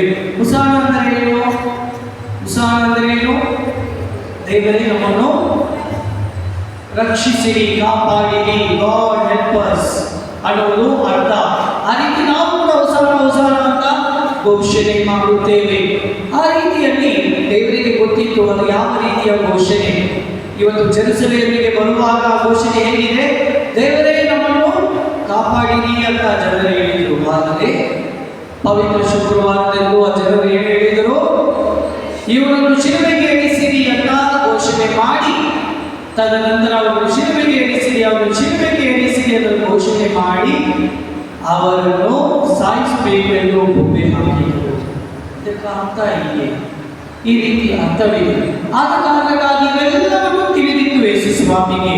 ಆದರೂ ಕೂಡ ಅವರು ಯಾವ ರೀತಿಯಲ್ಲಿ ತಾನು ಬಂದಿರುವ ಕಾರ್ಯವನ್ನು ಮಾತ್ರ ಅವರು ನಿರ್ವಹಿಸಬೇಕೆಂದು ಬಹಿರಂಗವಾಗಿ ತಮ್ಮ ಕಾರ್ಯವನ್ನು ನಿರ್ವಹಿಸಲು ಮುಂದೆ ಬರುತ್ತಿದ್ದರು. ಆ ರೀತಿಯಲ್ಲಿ ನಮ್ಮೆಲ್ಲರಿಗೂ ತಿಳಿದಿರುವ ಹಾಗೆ ನಾವು ಪ್ರಬೋಧನೆಗಳನ್ನು ಕೇಳಿದ್ದೀವಿ. ಈ ಗರಿಗಳ ಭಾನುವಾರದಂದು ಇವತ್ತು ವಿಶೇಷವಾಗಿ ಒಂದು ವಿಷಯವನ್ನು ನಾವು ತಿಳಿದುಕೊಳ್ಳಬೇಕು. ಯಾಕೆ ಯೇಸು ಸ್ವಾಮಿ ಕತ್ತೆಯನ್ನು ಆಯ್ಕೆ ಮಾಡಿದರು ಅಂತ ನಾನು ಹೇಳಿದ್ದೀನಿ. ಒಂದು ವಿಷಯದಲ್ಲಿ ನೋಡಬೇಕಾದ್ರೆ ಈ ಕತ್ತೆ, ಈ ಪ್ರಾಣಿ ನೋಡಿದ್ದೀರಲ್ಲ ಕತ್ತೆ, ಕಾಲದಲ್ಲಿ ಅದು ನೋಡೋದು ಸುಲಭವಾಗಿದೆ, ಅಷ್ಟು ಸುಲಭ ಅಲ್ಲ, ಕಾಣುವುದಿಲ್ಲ, ಎಲ್ಲೂ ಇಲ್ಲ. ಆ ರೀತಿ ಕತ್ತೆ ನೀವು ನೋಡಿದರೆ ಅದು ಒಂದು ಸರಳತೆಯ ಒಂದು ಪ್ರಾಣಿ, ಏನು ಗೊತ್ತಾಗುವುದಿಲ್ಲ. ಅದನ್ನು ಕರ್ಕೊಂಡು ಹೋಗ್ಬಿಟ್ಟು ಒಂದು ಸಿಂಹದ ಮುಂದೆ ನಿಲ್ಸಿದ್ದು ಕೂಡ ನೋಡೋಕೆ ಕೂಡ ಗೊತ್ತಿಲ್ಲ, ಅಲ್ಲೇ ನಿಂತ್ಕೊಂಡಿರುತ್ತೆ, ಅಲ್ಲೇ ಸಿಂಹ ಮುಖ ನೋಡ್ಕೊಂಡಿರುತ್ತೆ. ಆ ರೀತಿ ಏನು ಒಂದು ಆ ಭೇದ ಭಾವ, ಆ ರೀತಿ ಕ್ರೋಧ ಕೋಪ ಹುಷಾರಿ ಇವೆಲ್ಲ ಯಾವುದೇ ಇಲ್ಲ. ಬಹಳ ಒಂದು ನಿರಪರಾಧಿಯಾದ ಒಂದು ಪ್ರಾಣಿ ಅಂತ ಹೇಳ್ಬಹುದು. ಆ ರೀತಿ ಏನು ಗೊತ್ತಿಲ್ಲದ ಒಂದು ಪ್ರಾಣಿ. ಆದರೆ ನೋಡಿ, ಒಂದು ವಿಷಯ ಯೇಸು ಸ್ವಾಮಿ ಹೇಳುತ್ತಾರೆ, ಕಟ್ಟಲ್ಪಟ್ಟಿರುವ ಆ ಒಂದು ಕತ್ತೆಯನ್ನು ಹೋಗಿ ಅದನ್ನು ಬಿಡಿಸಿಕೊಂಡು ಕರ್ಕೊಂಡು ಬನ್ನಿ. ಆದರೆ ಯೇಸು ಸ್ವಾಮಿಗೆ ಗೊತ್ತಿತ್ತು ಎಲ್ಲಿದೆ ಆ ಕತ್ತೆ ಅಂತ. ನೋಡಿ, GPS ಅವತ್ತೇ ಹೇಳಿದ್ದಾರೆ. GPS ಅಂದರೆ ಗ್ಲೋಬಲ್ ಪೊಸಿಷನಿಂಗ್ ಸಿಸ್ಟಮ್. ಈ ಕಾಲದಲ್ಲಿ ನಾವು ಮ್ಯಾಪ್ ಹಾಕ್ತೀವಲ್ಲ, ಆ ಕಾಲದಲ್ಲಿ ಯೇಸು ಸ್ವಾಮಿ ಕರೆಕ್ಟಾಗಿ ಹೇಳಿದ್ದಾರೆ, ಈ ಜಾಗಕ್ಕೆ ಹೋಗು, ಆ ಜಾಗದಲ್ಲಿ ಒಂದು ಕತ್ತೆ ಇರುತ್ತದೆ, ಅದನ್ನು ಬಿಡಿಸಿಕೊಂಡು ಬಾ ಅಂತ ಹೇಳ್ತಾರೆ. ಆದರೆ ಇಲ್ಲಿ ನಾವು ಒಂದು ವಿಷಯವನ್ನು ಅರ್ಥ ಮಾಡಿಕೊಳ್ಳಬೇಕು. ಈ ಕಥೆಯನ್ನು ಹೇಳುವಾಗ ಯಾರ ಕುರಿತು ಹೇಳುತ್ತಿದ್ದಾರೆ? ನಮ್ಮನ್ನೇ ಕುರಿತು ಹೇಳುತ್ತಿದ್ದಾರೆ. ನಾವು ಎಲ್ಲಿದ್ದೀವಿ, ಯಾವ ಸ್ಥಳದಲ್ಲಿ ಇದ್ದೀವಿ, ಯಾವ ಕ್ಷಣದಲ್ಲಿ ಇದ್ದೀವಿ, ಯಾವ ತೊಂದರೆಯಲ್ಲಿದ್ದೀವಿ, ಯಾವ ಕಷ್ಟದಲ್ಲಿದ್ದೀವಿ, ಯಾವ ಶೋಧನೆಯಲ್ಲಿದ್ದೀವಿ ಎನ್ನುವುದು ದೇವರಿಗೆ ಗೊತ್ತಿದೆ. ದೇವರಿಗೆ ಗೊತ್ತಿದೆ. ಅದಕ್ಕೆ ಹೇಳುತ್ತಾರೆ, ಹೋಗಿ ಬಿಡಿಸಿಕೊಂಡು ಕರ್ಕೊಂಡು ಬಾ ಅಂತ ಹೇಳುತ್ತಾರೆ. ಆತ್ಮೀಯ ಸಹೋದರ ಸಹೋದರಿಯರು, ಹೇಗೆ ಸಾಧ್ಯ ಅಂದರೆ ಸಂತ ಮತ್ತಾಯನು ಎಲ್ಲಿದ್ದ ಅಂತ ಯೇಸು ಸ್ವಾಮಿಗೆ ತಿಳಿದಿರಲಿಲ್ಲ. ಆದರೆ ಹೋಗಿದ ತಕ್ಷಣವೇ ಯೇಸು ಸ್ವಾಮಿ ಅವನನ್ನು ನೋಡಿದ ತಕ್ಷಣವೇ, ನೀನು ಯಾವ ಊರು, ಎಲ್ಲಿಂದ ಬಂದಿದೀಯಾ, ನೀನು ಒಳ್ಳೆಯವನ ಕೆಟ್ಟವನ ಅದರ ಬಗ್ಗೆ ವಿಚಾರಿಸುವುದಿಲ್ಲ. ಏನು ಹೇಳುತ್ತಾರೆ? ಮತ್ತಾಯನನ್ನು ನೋಡಿದ ತಕ್ಷಣ ಏನು ಹೇಳುತ್ತಾರೆ? ನನ್ನನ್ನು ಹಿಂಬಾಲಿಸು. ತಾನು ಯಾರು ಅಂತ ನನಗೆ ಅರಿಯೆ, ನಾನು ಅರಿತಿದ್ದೀನಿ ನೀನು ಯಾರು ಅಂತ, ನಿನಗೆ ಎಲ್ಲ ನನಗೆ ಗೊತ್ತಿದೆ, ನಾನು ಅಲ್ಲಿ ಬರುವುದಕ್ಕೆ ಮುಂಚಿತವಾಗಿ ನನಗೆ ಗೊತ್ತಿದೆ ನೀನು ಯಾರು, ಅದಕ್ಕಾಗಿ ನಿನ್ನನ್ನು ಹುಡುಕಿಕೊಂಡು ಬಂದಿದ್ದೀನಿ, ನನ್ನನ್ನು ಹಿಂಬಾಲಿಸು ಅಂತ ಯೇಸು ಹೇಳುತ್ತಾರೆ. ಅದೇ ರೀತಿಯಲ್ಲಿ ಅಷ್ಟು ಕೂಟ ಇತ್ತು, ಎಲ್ಲರೂ ಹೋಗುತ್ತಿರುವಾಗ ಮರದ ಮೇಲೆ ಕುಳಿತುಕೊಂಡಿದ್ದ, ಸಿಂಹವನ್ನು ಮರದ ಮೇಲೆ ಕುಳಿತುಕೊಂಡಿದ್ದ ಜಕ್ಕಯ್ಯನನ್ನು ನೋಡಿ ಏನು ಹೇಳಿದರು? ಇಳಿದು ಬಾ, ಇಂದು ನಿನ್ನ ಮನೆಗೆ ನಾನು ಬರುತ್ತಿದ್ದೀನಿ. ಅವನು ಯಾರು ಅಂತಾನೆ ಗೊತ್ತಿರಲಿಲ್ಲ. ಅವನೇನು ಮಾಡ ನೋಡುವುದಕ್ಕೆ ತುಂಬಾ ಕುಳ್ಳ, ಅದೇ ಎತ್ತರ ಇಲ್ಲ, ದೇವರು ನೋಡೋಕ್ಕೆ ಆಗುತ್ತಿಲ್ಲ, ಯಾಕೆ ಪಾಪ ಇದ್ದ ಕಾರಣಕ್ಕೆ ನೋಡೋಕ್ಕೆ ಆಗುತ್ತಿರಲಿಲ್ಲ. ಮರ ಹತ್ತಿ ಅವನು ನೋಡುತ್ತಿರುವ ಸಂದರ್ಭದಲ್ಲಿ ಅವನು ಆಲೋಚಿಸಿರ್ಬೋದು, ಯಾರು ನೋಡುತ್ತಾರೆ, ಇಷ್ಟು ಕೂಟದಲ್ಲಿ ಯೇಸು ಸ್ವಾಮಿ ನೋಡುತ್ತಾರೆ. ಆದರೆ ಪ್ರತ್ಯೇಕವಾಗಿ ಅವನನ್ನು ನೋಡಿ, ಇಳಿದು ಬಾ ಜಕ್ಕಯ್ಯನು, ಇವತ್ತು ನಿನ್ನ ಮನೆಗೆ ನಾನು ಬರಲಿದ್ದೀನಿ ಅಂತ ಹೇಳುವಾಗ ದೇವರಿಗೆ ಗೊತ್ತು ಎಲ್ಲಿದ್ದೀವಿ, ನಾವು ಎಲ್ಲಿದ್ದೀವಿ, ಯಾವ ಶಕ್ತಿಗಳಿದ್ದೀವಿ, ದೇವರಿಗೆ ನಾವು ಬೇಕಾಗಿದ್ದೀವೋ ಅಲ್ಲ ದೇವರಿಗೆ ನಾವು ಬೇಕಾಗಿದ್ದೀವೋ ಅನ್ನುವುದನ್ನು ತಿಳಿದುಕೊಂಡು ಅವನಿಗೆ ಹೇಳ್ತಾರೆ. ಆ ಬಾವಿಯಲ್ಲಿ ಹೋಗುವಾಗ ಯಾರು ಇಲ್ಲದೆ ಬಾವಿ, ನಡುವ ಧ್ಯಾನ ಯಾರು ಬರುವುದಿಲ್ಲ. ಆದರೆ ಆ ಸಮಯದಲ್ಲಿ ಆ ಕಾಲದಲ್ಲಿ ಹೋದೇ ವಾಡಿಕೆ ಏನಂದ್ರೆ ನಡು ಮಧ್ಯಾಹ್ನದಲ್ಲಿ ಯಾವ ಮಹಿಳೆಗಳು ಬಾವಿ ಹತ್ರ ಹೋಗುತ್ತಿರಲಿಲ್ಲ. ಅವರ ವಾಡಿಕೆ ಒಂದು ರೀತಿ ಇತ್ತು, ಅಲ್ಲಿ ಹೋಗಬಾರದು ಅಂತ. ಆದರೆ ಯೇಸು ಸ್ವಾಮಿಯಲ್ಲಿ ಹೋಗುತ್ತಾರೆ. ಯಾಕೆ? ಅವರಿಗೆ ಗೊತ್ತು ಯಾರು ಬರುತ್ತಾರೆ, ಅಲ್ಲಿ ಆ ಸಮಾರ್ಯದ ಮಹಿಳೆಯರು ಬರುತ್ತಾರೆ ಅಂತ ಅವರಿಗೆ ಗೊತ್ತಿತ್ತು. ಬರಬೇಕು, ಈ ಒಂದು ವಿಷಯವನ್ನು ಅವರಿಗೆ ನಾವು ತಿಳುವಳಿಕೆ ಕೊಡಬೇಕು ಎನ್ನುವುದನ್ನು ಗೊತ್ತಾಗಿದೆ. ಬೇಕಂತ ಬಾವಿ ಹತ್ರ ಹೋಗುತ್ತಾರೆ. ಆ ಮಹಿಳೆಯನ್ನು ಸಂಧಿಸಿ ಅವರು ಮನಪರ್ವತರಿಗೆ ಕೊಡುತ್ತಾರೆ. ಆ ರೀತಿಯಲ್ಲಿ ದೇವರಿಗೆ ಗೊತ್ತು ನಾವು ಎಲ್ಲಿದ್ದೀವಿ. ಇಲ್ಲಿ ಕಥೆಯನ್ನು ಕರ್ಕೊಂಡು ಬಂದು ಅಂತ ಹೇಳುವುದು ಮಾತ್ರವಲ್ಲ ವಿಷಯ, ನಮಗಾಗಿ ಅವರು ಹೇಳುತ್ತಾರೆ ನೀವು ಬರಬೇಕು, ಎಲ್ಲಿ ಇದ್ರೂ ಕೂಡ ನಿಮ್ಮನ್ನು ಆಡಿಸಿ ನಿಮ್ಮನ್ನು ಆಯ್ಕೆ ಮಾಡಿ ನಾನು ಕರೆತರುತ್ತೇನೆ, ನಿಮ್ಮ ಎಲ್ಲ ತೊಂದರೆಗಳಿಂದ ನಿಮ್ಮನ್ನು ನಾನು ಬಿಡುಗಡೆ ಮಾಡುತ್ತೇನೆ. ಎರಡನೆಯದಾಗಿ ಆ ಕಥೆಯನ್ನು ಆಯ್ಕೆ ಮಾಡಿದ ಮೇಲೆ ಒಂದು ವಿಷಯ ಹೇಳಿರುತ್ತೆ, ಬರೀ ಯಾರು ಉಪಯೋಗಿಸಿ ಯಾರು ಅದರ ಮೇಲೆ ಕುಳಿತುಕೊಳ್ಳದೆ ಇರುವ ಒಂದು ಕಥೆಯನ್ನು ನೀವು ಆಯ್ಕೆ ಮಾಡಿರಿ ಎಂದು. ದೇವರ ಕಾರ್ಯಗಳನ್ನು ಮಾಡಬೇಕಾದ್ರೆ ಮೊದಲು ನಾವು ಎಂಥ ಕಾರ್ಯಗಳಾಗಿರಬೇಕು, ಪರಿಪೂರ್ಣ ಹೃದಯವನ್ನು ಹೊಂದಿರಬೇಕು. ವಿಶೇಷವಾಗಿ ನೋಡಿ, ದೇವರು ಯಾರನ್ನು ಆಯ್ಕೆ ಮಾಡಿದರೆ ಪರಿಪೂರ್ಣ ಹೃದಯಗೊಂಡವರಾಗಿರುತ್ತಾರೆ, ಸರಳತೆ ಮನೋಭಾವನೆ ಇರ್ತಾರೆ, ಅವರಿಂದ ಬೇರೆ ಯಾವ ವಿಷಯಗಳನ್ನು ಹುಟ್ಟಿರಬಾರದು ಅಂತವರನ್ನೇ ಆಯ್ಕೆ ಮಾಡುತ್ತಾರೆ. ವಿಶೇಷವಾಗಿ ಯಾರಾದರೂ ಹೇಳಕ್ಕಾಗುತ್ತದ ಯಾರನ್ನು ಅವರು ಆಯ್ಕೆ ಮಾಡಿದ್ರು? ಆ ರೀತಿಯಲ್ಲಿ ತನ್ನ ತಾಯಿಯನ್ನು ಕಣ್ಣಿ ಮರಿಯಮ್ಮನವನ್ನು ಆಯ್ಕೆ ಮಾಡಿದರು. ಯಾರಿಗೂ ತಾಯಿಯಾಗಿರಬಾರದಾಗಿತ್ತು ಅಲ್ವಾ? ದೇವರಿಗೆ ತಾಯಿಯಾಗಿರಬೇಕೆಂದು ಆಯ್ಕೆ ಮಾಡಿದರು. ದೇವರ ಎಲ್ಲ ಒಂದೊಂದು ವಿಚಿತ್ರ ಕಾರ್ಯಗಳನ್ನು ಕೂಡ ಹಾಗೆ ಯಾರು ಉಪಯೋಗಿಸಿದಂತಹ ಒಬ್ಬರನ್ನು ಆಯ್ಕೆ ಮಾಡಬೇಕೆಂದು ತನ್ನ ತಾಯಿಯನ್ನು ಅವರು ಆಯ್ಕೆ ಮಾಡಿದರು. ಅದು ಪರಿಶುದ್ಧವಾಗಿರಬೇಕು ದೇವರ ಕಾರ್ಯಗಳಿಗೆ. ಎರಡನೇದಾಗಿ ಅವರ ಭೂಸ್ಥಾಪನೆ ಮಾಡುವುದಕ್ಕೆ ಮುಂಚಿತವಾಗಿ ಕೂಡ ಅವರ ಸಮಾಧಿ ಯಾರಾದರೂ ಅವರಿಗೆ ಇಟ್ಟಿದ್ರು? ಯಾರು ಇಟ್ಟಿರಲಿಲ್ಲ, ಯಾರು ಭೂಸ್ಥಾಪನೆ ಮಾಡಿರಲಿಲ್ಲ. ಅಂತ ಒಂದು ಸಮಾಧಿಯನ್ನೇ ಅವರು ಆಯ್ಕೆ ಮಾಡಿದರು. ಆ ಕಾಲದಲ್ಲಿ ಹಿರಿಯರಿದ್ದಾಗ ಏನಾದರೂ ಮನೆಯಲ್ಲಿ ಕಚೇರಿಗಳು ಆ ಭಾನುವಾರ ದಿನ ಹಾಗೂ ಹಬ್ಬ ಬರುವಾಗ ಕಚೇರಿಗಳು ಮಾಡಿದ ಮೊದಲು ಯಾರು ಇಡುತ್ತಿದ್ದರು? ದೇವರಿಗೆ ಇಡುತ್ತಿದ್ರು. ಹೌದಾ ಇಲ್ವೋ? ಮಾಡ್ತಾ ಇದ್ರು. ಅವಾಡಿಕೆ ಇದೆಯಾ ಇಲ್ವೋ? ಅವರು ಮಾಡ್ತಾ ಹೋದರು. ಆ ಕಾಲದಲ್ಲಿ ಅದು ನಮ್ಮ ಕ್ರಿಸ್ಮಸ್ ಟೈಮ್ನೆಲ್ಲ ಏನು ಗಲ್ಗಲ ಮಾಡುವಾಗ ಏನು ನಾಲ್ಕು ಇದೆ, ನಾವು ಏನಾದರೂ ಒಂದು ತಿಂಗಳು ನಮ್ಮ ಅಜ್ಜಿ ಕೈ ಮೇಲೆ ಹೊಡಿತಾ ಇದ್ರು. ಮೊದಲು ಅದನ್ನು ಆಲ್ಟ್ ಮೇಲೆ ಇಡ್ತಾ ಇದ್ರು, ಅಂದ್ರೆ ಮೊದಲು ದೇವರಿಗೆ. ಆ ರೀತಿಯಲ್ಲಿ ನಾವು ಒಂದು ಹಬ್ಬ ಮಾಡ್ತೀವಲ್ಲ, ನಮ್ಮ ಮನೆಯಲ್ಲಿ ಏನಾದರೂ ಒಂದು ವಿಷಯ ನಡೆದ್ರೆ, ತೋಟದಲ್ಲಿ ಏನಾದರೂ ಮೊದಲು ದೇವರಿಗೆ ಕಾಣಿಕೆ ಕೊಡುವ ಹಾಗೆ ದೇವರಿಗೆ ಮೊದಲು ಮುಖ್ಯತ್ವವನ್ನು ಕೊಡುವುದಕ್ಕಾಗಿಯೇ ನೋಡಿ ದೇವರು ಏನು ಮಾಡಿದ್ರು, ಆ ಒಂದು ಕತ್ತೆ ಮನೆ ಮೇಲೆ ಯಾರು ಕುಳಿತಿರಬಾರದು ಅಂತ ಕತ್ತೆ ಮನೆಯನ್ನು ಕರ್ಕೊಂಡು ಬನ್ನಿ, ಅದನ್ನು ಬಿಚ್ಚಿ ಕರ್ಕೊಂಡು ಬನ್ನಿ ಅಂತ ಹೇಳ್ತಾರೆ.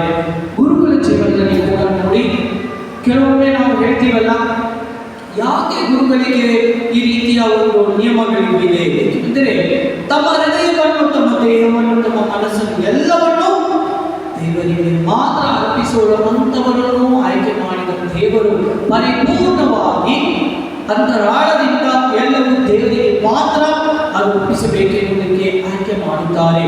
ಅದರ ಮುಖಾಂತರ ತಮ್ಮ ಕಾರ್ಯಗಳನ್ನು ನೆರವೇರಿಸುತ್ತಾರೆ. ಆತ್ಮೀಯ ಸಹೋದರ ಸಹೋದರಿಯರೇ, ಈ ರೀತಿ ದೇವರ ಮಹಿಮೆಗಾಗಿ ಯಾರು ಕುಳಿತುಕೊಳ್ಳದೇ ಇರುವ ಆ ಒಂದು ಕಥೆ ಮೇಲೆ ಕುಳಿತು ಕರ್ಕೊಂಡು ಬನ್ನಿ ಅಂತ ಹೇಳುವಾಗ ನಾವು ಕೂಡ ದೇವರ ಕಾರ್ಯಗಳಿಗಾಗಿ ಪರಿಶುದ್ಧತೆಯನ್ನು ಹೊಂದಿರಬೇಕು. ಪರರ ಕಾರ್ಯಗಳಲ್ಲಿ ನಾವು ಭಾಗವಹಿಸಿ ಪಾಪಗಳಿಂದ ಬಿಡುಗಡೆ ಹೊಂದಿರಬೇಕು. ಅವರಿಗಾಗಿ ನಾನು ಪಾಪ ಮಾಡಿದೆ, ಇವರಿಗಾಗಿ ನಾನು ಪಾಪ ಮಾಡಿದೆ ಬೇಡ, ದೇವರಿಗಾಗಿ ನಾನು ಜೀವಿಸುತ್ತೇನೆ, ಅವರಿಗಾಗಿ ಇವರಿಗಾಗಿ ನಾನು ಯಾರು ಪಾಪ ಮಾಡಿ. ಕೆಲವೊಬ್ಬರು ನಾವು ಪಾಪ ಮಾಡ್ತೀವಲ್ಲ, ಹೇಗೆ ಪಾಪ ಮಾಡ್ತೇವೆ? ಅವ್ರು ಮಾಡ್ತಾರೆ, ನಾನು ಮಾಡ್ತೀನಿ, ಅದರಲ್ಲಿ ಏನು ತಪ್ಪಿದೆ? ಎಲ್ಲರೂ ಮಾಡ್ತಾರೆ, ಸಾಮಾನ್ಯವಾದ ಪಾಪ ತಾನೇ, ನಾನು ಮಾಡ್ತೀನಿ.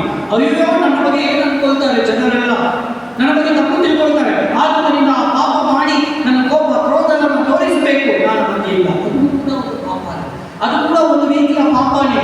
ಇದು ಪಾಪ ಮೇಲೆ ನೀನು ಪಾಪ ಮಾಡ್ತಾರೆ. ಯೇಸು ಸ್ವಾಮಿಯನ್ನು ನೋಡಿ, ಅವರ ಬಗ್ಗೆ ಎಲ್ಲರೂ ತಪ್ಪು ಹೇಳಿದ ಕೂಡ ಅವರು ಹೇಳಿದ ಒಂದೇ ಒಂದು ಮಾತು ಏನು?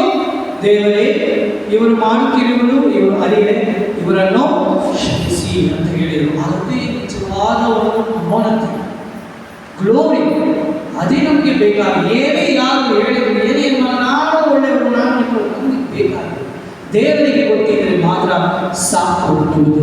ಅದೇ ರೀತಿಯಲ್ಲಿ ಆ ಕತ್ತೆಯನ್ನು ಬಿಚ್ಚಿಟ್ಟು ನೀವು ಕರ್ಕೊಂಡು ಬನ್ನಿ ಅಂತ ಹೇಳುವಾಗ ನಾವು ಒಂದು ವಿಷಯವನ್ನು ತೆಗೆದುಕೊಳ್ಳಬೇಕು. ನಮ್ಮ ಜೀವನದಲ್ಲಿ ಎಷ್ಟು ತೊಂದರೆಗಳಿಂದ, ಬಾಧೆಗಳಿಂದ ಹಾಗೂ ಶೋಧನೆಗಳಿಂದ ನಮ್ಮನ್ನು ಕಟ್ಟು ಹಾಕಿದ್ದಾರೆ ಈ ಸಂದರ್ಭದಲ್ಲಿ. ಆ ರೀತಿ ಕೆಲವೊಂದು ಮನೆಗಳಲ್ಲಿ ತುಂಬ ಗಂಡಸರು ಬಂದು ನಮಗೆ ಹೇಳ್ತಾರೆ, ನನ್ನ ಜೀವನ ಹಾಳಾಗಿದೆ, ಯಾಕೆ ಅದೇ ರೀತಿ ಅಯ್ಯೋ ಮನೆಗೆ ಹೋಗೋಕ್ಕೆ ಇಷ್ಟ ಇಲ್ಲ, ಮನೆಗೆ ಹೋದ್ರೇನೆ ಕೆಟ್ಟು ಮಾತು, ಜಗಳ, ಏನಾದರೂ ಒಂದು ಸಂದೇಹ, ಏನಾದರೂ ಒಂದು ಮಾತು, ತಕ್ಷಣ ಏನಾದರೂ ಜಗಳ ನನಗೆ ಮಾಡೋದು ಕಾದು, ಮನೆಗೆ ಹೋಗೋಕೆ ಇಷ್ಟ ಆಗ್ತಾ ಇಲ್ಲ. ಪಾಪ ಒಂದು ಕತೆ ಬಂದು ಹೇಳಿದ್ರು ನನಗೆ, ಈ ರೀತಿ ಇದೆ ಶೋಧನೆ, ನನಗೆ ಇರೋಕ್ಕೆ ನನಗೆ ಇಷ್ಟ ಇಲ್ಲ, ಮನೆಯಲ್ಲಿ ಎಲ್ಲಾದ್ರೂ ಹೊಡೋಣ ಅಂದ್ಕೊಂಡಿದ್ದೀನಿ ಫಾದರ್, ಪ್ರಾರ್ಥನೆ ಮಾಡಿ ಫಾದರ್ ಅಂತ ಹೇಳಿ ನಾನು ಮಾಡ್ತಾ ಇದ್ದೀನಪ್ಪ ಅಂತ. ಆ ರೀತಿ ಒಬ್ಬರು ಬಂದು ಹೇಳಿದ್ರು, ಫಾದರ್ ನಮ್ಮ ಮನೆಯಲ್ಲಿ ಕೂಡ ಈ ರೀತಿಯೇ ತೊಂದರೆಗಳಿತ್ತು, ಅದರಲ್ಲಿ ಬಂದು ಅವರಿಗೆ ಕೆಟ್ಟು ಹೋಗಿರುವ ಹಲ್ಲು ಆಗಿತ್ತು. ನಾನು ಡಾಕ್ಟರ್ ಹತ್ರ ಕರ್ಕೊಂಡು ಹೋದೆ, ಆ ಡಾಕ್ಟರ್ ಕೆಟ್ಟು ಹೋಗಿರುವ ಹಲ್ಲನ್ನು ನೋಡಿ ಹೇಳಿದ್ರು 500 ರೂಪಾಯಿ ಆಗುತ್ತೆ. ನಾನೇನು ಮಾಡಿದೆ, 1000 ರೂಪಾಯಿ ಕೊಟ್ಟೆ ಡಾಕ್ಟರ್. ಯಾಕೆ ಡಾಕ್ಟರ್ ಕೇಳಿದ್ರು, ಆ ಹಣ್ಣು ಜೊತೆ ನಾಲಿಗೆ ಕೂಡ ಎತ್ತಿಬಿಡಿ ಡಾಕ್ಟರ್ ಅಂತ ಹೇಳಿ. ಅಷ್ಟು ಕೆಟ್ಟ ಮಾತು, ಅಷ್ಟು ಹೊಳಸು ಮಾತುಗಳು, ಮನೆಯಲ್ಲಿ ಜಗಳ, ಈ ರೀತಿ ಎರಡು ಸೇರಿ ಎತ್ತಿಬಿಡಿ ಇಷ್ಟ ಮಾಡ್ತೀನಿ. ಆ ರೀತಿ ಎಷ್ಟೋ ಜನರಿಗೆ ಒಂದೊಂದು ರೀತಿಯ ತೊಂದರೆಗಳು ಉಂಟು ಮನೆಯಲ್ಲಿ. ಕೆಲವೊಬ್ಬರಿಗೆ ನಾನು ಎಷ್ಟೇ ಕಷ್ಟಪಟ್ಟು ಕೂಡ ನನಗೆ ಯಾವ ಸ್ಥಾನ ಕೊಡುವುದಿಲ್ಲ, ನಾನು ಕೆಲಸ ಮಾಡುವ ಜಾಗದಲ್ಲಿ ಇನ್ನೊಂದು ಸ್ಥಾನ ಇಲ್ಲ. ಎಷ್ಟು ಬಂಧನದಲ್ಲಿ ಇದ್ದೀವಿ ನಾವು. ಏನಾದರೂ ಸಿಗಬೇಕು, ಸಿಗಲಿಲ್ಲ ಅಂದರೆ ನನ್ನ ಮಾನ ಮರ್ಯಾದೆ ಹೋಗುತ್ತಲ್ಲ ಅಂತ ಒಂದು ಬಂಧನದಲ್ಲಿ ಇದ್ದೀವಿ. ಆ ಬಂಧನದಿಂದ ಬಿಡುಗಡೆ ಮಾಡಬೇಕಾ?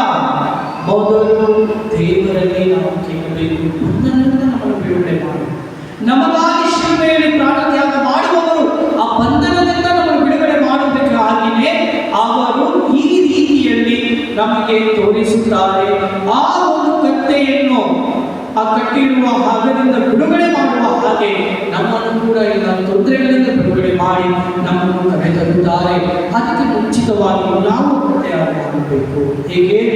ನಮ್ಮಲ್ಲಿ ಅಹಂಕಾರ, ಕೋಪ, ಕ್ರೋಧ ಇವೆಲ್ಲವನ್ನು ಬಿಟ್ಟು ದೇವರ ಮಹಿಮೆಗಾಗಿ ನಾನು ದಾಸನಾಗಿ ಜೀವಿಸುತ್ತೇನೆ ಅಂತ ಆ ಒಂದು ಮನೋಭಾವನೆ ಬಂದರೆ ಮಾತ್ರ ಈ ಎಲ್ಲ ಕಟ್ಟುಗಳಿಂದ, ತೊಂದರೆಗಳಿಂದ, ಬಾಧೆಗಳಿಂದ, ಶೋಧನೆಗಳಿಂದ ಬಿಡುಗಡೆ ಆಗೋಕ್ಕೆ ಸಾಧ್ಯತೆ ಇದೆ ಎನ್ನುವುದನ್ನು ನಾವು ತಿಳಿದುಕೊಳ್ಳಬೇಕು.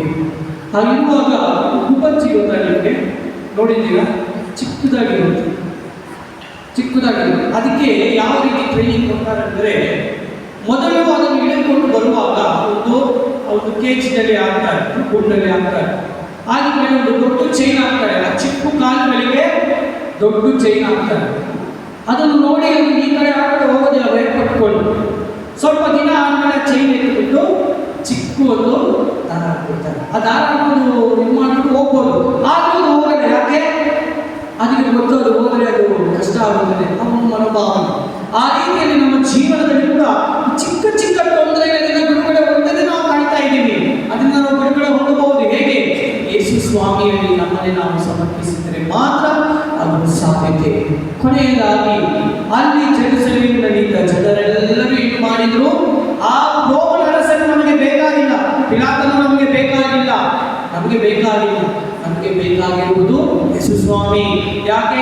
ಈ ಪಿಲಾತನ ಅರಸನಲ್ಲಿ ನಾವು ಬಹಳ ಕಷ್ಟಗಳನ್ನು ಅನುಭವಿಸಿದ್ದೀವಿ, ನಮಗೆ ಬೇಕಾಗಿಲ್ಲ. ಇವತ್ತಿನ ನಮ್ಗೆ ಯೇಸು ಸ್ವಾಮಿನೇ ಅರಸನು ಅಂತ ಹೇಳಿ ಘೋಷಣೆ ಮಾಡಿ ಸಂತೋಷದಿಂದ ಇದ್ದರು. ಆ ಯೇಸು ಸ್ವಾಮಿ ಬರುವಾಗ ನಾವು ಘೋಷಣೆ ಮಾಡೋಣ, ಇಂದಿನಿಂದ ನಮ್ಮೆಲ್ಲರಿಗೂ ದಾಸತನದಿಂದ ಬಿಡುಗಡೆ ಎಂದು ಹೇಳುತ್ತಿರುವಾಗ ಸಂತೋಷದಿಂದ ನಮ್ಮ ಬಟ್ಟೆಯನ್ನು ಎಲ್ಲರೂ ಕೆಳಗೆ ಹಾಕುತ್ತಿದ್ದರು. ಇದರಲ್ಲಿ ಒಂದು ವಿಷಯ ಗೊತ್ತಾಗಬೇಕು. ಯೇಸು ಸ್ವಾಮಿ ಅವನ ಕತ್ತೆ ಮೇಲೆ ಕುಳಿತುಕೊಂಡು ಆ ಕತ್ತೆಗೆ ದಾರಿ ತೋರಿಸುತ್ತಿದ್ದರು. ಕತ್ತೆ ಯೇಸು ಸ್ವಾಮಿಗೆ ದಾರಿ ತೋರಿಸುತ್ತಿರಲಿಲ್ಲ, ಯೇಸು ಸ್ವಾಮಿ ಕತ್ತೆಗೆ ದಾರಿ ತೋರಿಸುತ್ತಿದ್ದರು. ಅಂದರೆ ಈ ಕಡೆ ಹೋದರೆ ನಿಮಗೆ ಸಂತೋಷದ ದಾರಿ, ಈ ಕಡೆ ಬಂದರೆ ನೀನು ಶೋಧನೆಗಳನ್ನು, ಯಾತನೆಗಳನ್ನು ಅನುಭವಿಸುವ ದಾರಿಯಲ್ಲಿ ಹೋಗು ಅಂತ ಹೇಳಿ ಕತ್ತೆಗೆ ದಾರಿ ತೋರಿಸುತ್ತಿದ್ದಾರೆ. ಅಂದರೆ ಏನು ಅರ್ಥ ಅಂದರೆ, ನಾನು ತಾಬೋರ್ ಬೆಟ್ಟದ ಮೇಲೆ ಇರುತ್ತೇನೆ, ಸಂತೋಷವಾಗಿರಬೇಕು ಅಂತ ಇಲ್ಲ. ನಮ್ಮ ಜೀವನದಲ್ಲಿ ತಾಬೋರ್ ಬೆಟ್ಟವನ್ನು ಹತ್ತಿದ್ರು ಕೂಡ ಇಳಿದು ಬಂದು ಯಾವ ಬೆಟ್ಟಕ್ಕೆ ನಾವು ಹತ್ತಬೇಕು? ಯಾವ ಬೆಟ್ಟಕ್ಕೆ ಹತ್ತಬೇಕು? ಕಲ್ವಾರಿ ಬೆಟ್ಟವನ್ನು ಹತ್ತಬೇಕು. ನಮ್ಮ ಜೀವನದಲ್ಲಿ ಶೋಧನೆಗಳನ್ನು, ತೊಂದರೆಗಳನ್ನು, ನೋವುಗಳನ್ನು ಅನುಭವಿಸಿದ್ರೆ ಮಾತ್ರ, ಯಾತನೆಗಳನ್ನು ಅನುಭವಿಸಿದ್ರೆ ಮಾತ್ರ ಆ ಟಾಬೂರ್ ಬೆಟ್ಟವನ್ನು ಹತ್ತುವುದಕ್ಕೆ ಸಾಧ್ಯತೆ. ಅಲ್ಲೇ ಇರುವುದು ನಿರಂತರವಲ್ಲ, ಶಾಶ್ವತವಲ್ಲ. ಇಳಿದು ಬಂದು ಈ ಶೋಧನೆಗಳನ್ನು ನಾವು ಅನುಭವಿಸಬೇಕು. ಆ ರೀತಿಯಲ್ಲಿ ಕತ್ತೆಗೆ ದಾರಿ ತೋರಿಸಿದ ಹಾಗೆ ನಮಗೂ ಯೇಸು ಸ್ವಾಮಿ ದಾರಿ ತೋರಿಸುತ್ತಾರೆ. ಆದರೆ ಆ ಕತ್ತೆ ಏನು ಮಾಡಿದಂತೆ, ಕತ್ತೆಗೆ ಬಹಳ ಸಂತೋಷ. ಕತ್ತೆಗಳಿಗೆ ಯಾಕೆ ಸಂತೋಷ? ಏನಪ್ಪ ಇದು, ನನ್ನನ್ನು ನೋಡಿದ್ರೆ ಯಾರೆಲ್ಲರೂ ಓಡಿಸ್ತಾ ಇದ್ರು, ನನ್ನ ನೋಡಿದ್ರೆ ಯಾರಿಗೆ ಇಷ್ಟ ಆಗಲ್ಲ, ನನ್ನನ್ನು ನೋಡೋದು ಒಂದು ಇದಕ್ಕೆ ಮರ್ಯಾದೆ ಕೊಡೋದು, ಆ ರೀತಿಯ ಒಂದು ಪ್ರಾಣಿ.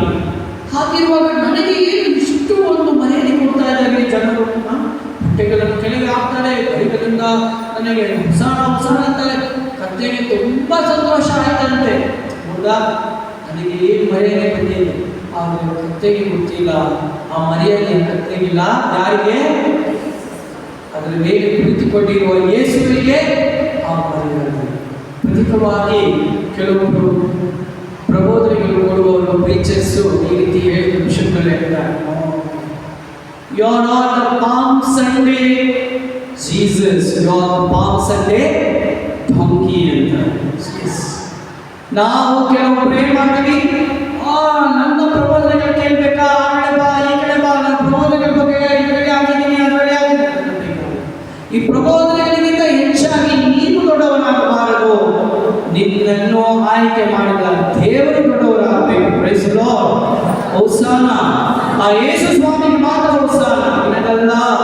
ಆ ರೀತಿ ಪ್ರತಿಯೊಬ್ಬರು ಏನು ನಾವು ಮಾಡ್ತೀವಿ, ಕೆಲವೊಬ್ಬರು ಜೀವನದಲ್ಲಿ ನಾವು ಏನೇ ಸಾಧನೆ ಮಾಡಿಕೊಳ್ಳೋದು ನನ್ನಿಂದನೇ ಆಯಿತು, ನಾನೇ ಕಷ್ಟಪಟ್ಟೆ, ಇಲ್ಲ. ಇವೆಲ್ಲವೂ ದೇವರಿಂದ ಬಂದಿದೆ. ದೇವರು ನೀಡಿರುವ ಭಿಕ್ಷೆ ನಿನಗೆ. ನೀನು ಎಂಥ ದೊಡ್ಡವನಾಗಿರು, ನೀನು ಎಂಥ ದೊಡ್ಡವನಾಗಿರು, ಎಂಥ ಹೆಸರು ಪಡೆದಿರು, ದೇವರಿಲ್ಲದೆ ಇದೆಲ್ಲ ಪಡೆದುಕೊಳ್ಳಲು ಸಾಧ್ಯತೆ ಇಲ್ಲ. ಕೆಲವೊಂದು ನಾವು ತೆಗೆದುಕೊಳ್ಳಬೇಕು. ಈ ಗೌರವ, ಈ ಮರ್ಯಾದೆ ಎಲ್ಲವೂ ನಮ್ಮ ಹಿಂದೆ ಇರುವ ಯೇಸು ಸ್ವಾಮಿಯಿಂದಲೇ ನಮಗೆ ಸಿಗಿದೆ ಎನ್ನುವುದನ್ನು ಮರೆಯದೆ ನಾವು ಜೀವನದಲ್ಲಿ ಉಂಟಾಗಬೇಕು. ಆಗುವುದರಿಂದ ಪ್ರೀತಿಯ ಸಹೋದರ ಸಹೋದರಿಯರೇ, ಇಂದು ಯೇಸು ಸ್ವಾಮಿಯನ್ನು ನೋಡಿ ಎಷ್ಟೊಂದು ಬೇಸರ. ಅಲ್ಲಿರುವ ಜನರಿಗೆ ಗೊತ್ತಿಲ್ಲ. ಅವರೆಲ್ಲರೂ ಏನು ಹೇಳ್ತಾ ಇದ್ದಾರೆ? ಹೊಸಾನ ಹೊಸಾನ ಅಂತ ಸಂತೋಷದಿಂದ ಘೋಷಣೆ ಮಾಡುತ್ತಿದ್ದಾರೆ. ಆದರೆ ಅಲ್ಲಿರುವ ಯೇಸು ಸ್ವಾಮಿಗೆ ಮಾತ್ರ ಗೊತ್ತು, ತಮಗೆ ಬರಲಿರುವ ಭಯಂಕರವಾದ ಮರಣ ಈ ಜನರಿಂದಲೇ ಅವನಿಗೆ ತೀರ್ಪು ಕೊಡಲಾಗುತ್ತದೆ, ಈ ಜನರೇ ಅವರನ್ನು ಶಿಲುಬೆಗೆ ಹಾಕಿಸುತ್ತಾರೆ ಅಂತ ಗೊತ್ತಿದ್ದು ಕೂಡ ಅವರು ತಮ್ಮ ಎಲ್ಲ ಶೋಧ, ತಮ್ಮ ಎಲ್ಲ ವೇದನೆಗಳನ್ನು ಮನಸ್ಸಿನಲ್ಲಿ ಇಟ್ಟುಕೊಂಡು ಕಣ್ಣೀರೊಂದಿಗೆ ಅವರು ಮುಂದೆ ಹೋಗುತ್ತಾರೆ. ಆ ಕುಳಿತುಕೊಂಡು ಅದಕ್ಕಾಗಿಯೇ ಈ ಪವಿತ್ರವಾದವನ್ನು ಆರಂಭಿಸಬೇಕು. ಉಚಿತವಾಗಿ ಯಾಕೆ ಈ ಒಂದು ಬಟ್ಟೆಯನ್ನು ನಾವು ಧರಿಸುತ್ತೇವೆ? ಯಾರಾದರೂ ಹೇಳಕ್ಕಾಗುತ್ತಾ? ಕೆಲವೊಬ್ರು ಹೇಳ್ಬೋದಲ್ಲ, ಇವತ್ತು ನೀವು ಚಿನ್ನದ ಬಟ್ಟೆ, ಗೋಲ್ಡ್ ವೆಸ್ಟ್ಮೆಂಟ್ ಹಾಕಿರ್ಬೇಕಲ್ಲ ಫಾದರ್, ಯಾಕೆ ಈ ಒಂದು ಕೆಂಪು ವಸ್ತ್ರವನ್ನು ಧರಿಸಿದ್ದೀರಾ? ಯಾರಾದರೂ ಹೇಳ್ತೀರಾ? ಇದರ ಅರ್ಥ ಏನು? ಯೇಸು ಸ್ವಾಮಿ ರಕ್ತವನ್ನು ಸುರಿಸಿದರು, ಆರಂಭ ಇದು ಘೋಷಣೆ ಮಾಡಿಕೊಂಡು ಅರಸನು ಅಂತ ನಾವೆಲ್ಲರೂ ಹೇಳ್ಬಹುದು. ಆದರೆ ರಕ್ತ ಸುರಿಸುವುದಕ್ಕಾಗಿ ತಮ್ಮನ್ನೇ ತಯಾರಿಕೆ ಮಾಡುತ್ತಿದ್ದಾರೆ ಯೇಸು ಸ್ವಾಮಿ. ಇವತ್ತಿನಿಂದ ಅವರ ತಯಾರಿಕೆ. ಸಹೋದರ ಸಹೋದರಿಯರ ವಿಷಯ, ನಮ್ಮ ಮರಣದ ದಿನ, ಈ ದಿನ, ಈ ಡೇಟು, ಈ ಸಮಯ ಅಂತ ಹೇಳಿಬಿಟ್ರೆ ನಮಗೆ ಎಷ್ಟು ಭಯ ಆಗುತ್ತೆ. ಆಗುತ್ತಾ ಇಲ್ವಾ? ಪ್ರತಿಯೊಂದು ಗಳಿಗೆಯೂ ನಮಗೆ ಭಯ ಆಗುತ್ತದೆ. ಇನ್ನು 21 ಗಂಟೆ ಇದೆ, 20 ಗಂಟೆ ಇದೆ, 19 ಗಂಟೆ ಇದೆ, 18 ಗಂಟೆ ಇದೆ, ಹತ್ರ ಬರ್ತಾ ಇದೆ, ಹತ್ರ 5 ನಿಮಿಷ ಇದೆ, ಅರ್ಧ ಗಂಟೆ ಇದೆ, 10 ನಿಮಿಷ ಇದೆ, 5 ಗಂಟೆ ಆಗಿ ಮುಗೀತು. ಭಯ ಬರುತ್ತಲ್ಲ. ಯೇಸು ಸ್ವಾಮಿ ಎಷ್ಟು ಭಯ ಬಂದಿರಬೇಕು, ಮನುಷ್ಯನಾಗಿ ಎಷ್ಟು ಒಂದು ಬಾಧೆ. ಅಂತಹ ಸಮಯದಲ್ಲಿ ಕೂಡ ಜನರೊಂದಿಗೆ ಸಂತೋಷದಿಂದ ಕೂಡಾಡುತ್ತಾರೆ. ಏಕೆಂದರೆ ಬಂದಿರುವುದು ನಿಮಗಾಗಿ ಪ್ರಾಣತ್ಯಾಗ ಮಾಡುವುದು. ಆ ಪ್ರಾಣತ್ಯಾಗಕ್ಕೆ ಗೌರವ ಸಲ್ಲಿಸೋದು, ಆ ಒಂದು ರಕ್ತ ಸುರಿಸಿದ್ದಕ್ಕಾಗಿ ಗೌರವ ಸಲ್ಲಿಸೋದು. ಎಲ್ಲ ಕಾರ್ಯಗಳನ್ನು ಬಿಟ್ಟು ಬಿಟ್ಟು ಈ ಸಮಯಗಳಲ್ಲಿ ದೇವರಿಗಾಗಿ ತಮ್ಮ ಸಮಯ, ನಮ್ಮ ಜೀವನ, ತಮ್ಮ ಎಲ್ಲ ಕಾರ್ಯಗಳನ್ನು ಸಮರ್ಪಿಸಲು, ನಮ್ಮನ್ನು ನಾವು ತಯಾರಿಸಲು ಇದುವೇ ಮುಂಚೆಯಲ್ಲಿ ನಾವು ವಹಿಸೋಣ. ಎಂದು ನಿಂತು ನಮ್ಮ ವಿಶ್ವಾಸವನ್ನು ಪ್ರಾರಂಭಿಸೋಣ. ವಿಶ್ವಾಸ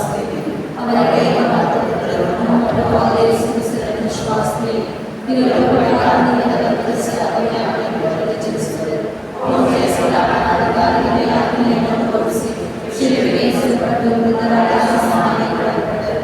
ಪಾದಗಳಿಗೆ ಹಿಡಿದು ಮೊದಲಿನಿಂದ ಒಂದರೊಂದಿಗೆ ಪರಿಶುದ್ಧರಾಗಿ ಇದ್ದರು. ಸ್ವರ್ಗಕ್ಕೆ ಸರ್ವಶಕ್ತಾದೇವಿಯ ಒಳಗಡೆಯಲ್ಲಿ ಆಸೀನರಾಗಿದ್ದಾರೆ. ಅಲ್ಲಿ ರಕ್ಷೆಯು ತೆಗೆದುಕೊಳ್ಳಲ್ಪಟ್ಟರು. ಪವಿತ್ರ ವಿಶ್ವಾಸದಲ್ಲಿ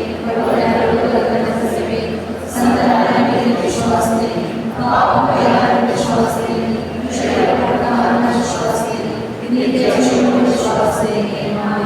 ಪ್ರಿಯ ಸಹೋದರ ಸಹೋದರಿಯರೇ, ಪ್ರಭು ಯೇಸು ಕ್ರಿಸ್ತರು ತಮ್ಮ ಯಾತ್ರೆ ಮತ್ತು ಮರಣದ ಮೂಲಕ ದೇವರಿಗೆ ವಿಧೇಯರಾಗಿದ್ದು ದೇವರ ಇಚ್ಛೆಗೆ ಸಂಪೂರ್ಣವಾಗಿ ತಲೆಬಾಗಿದರು.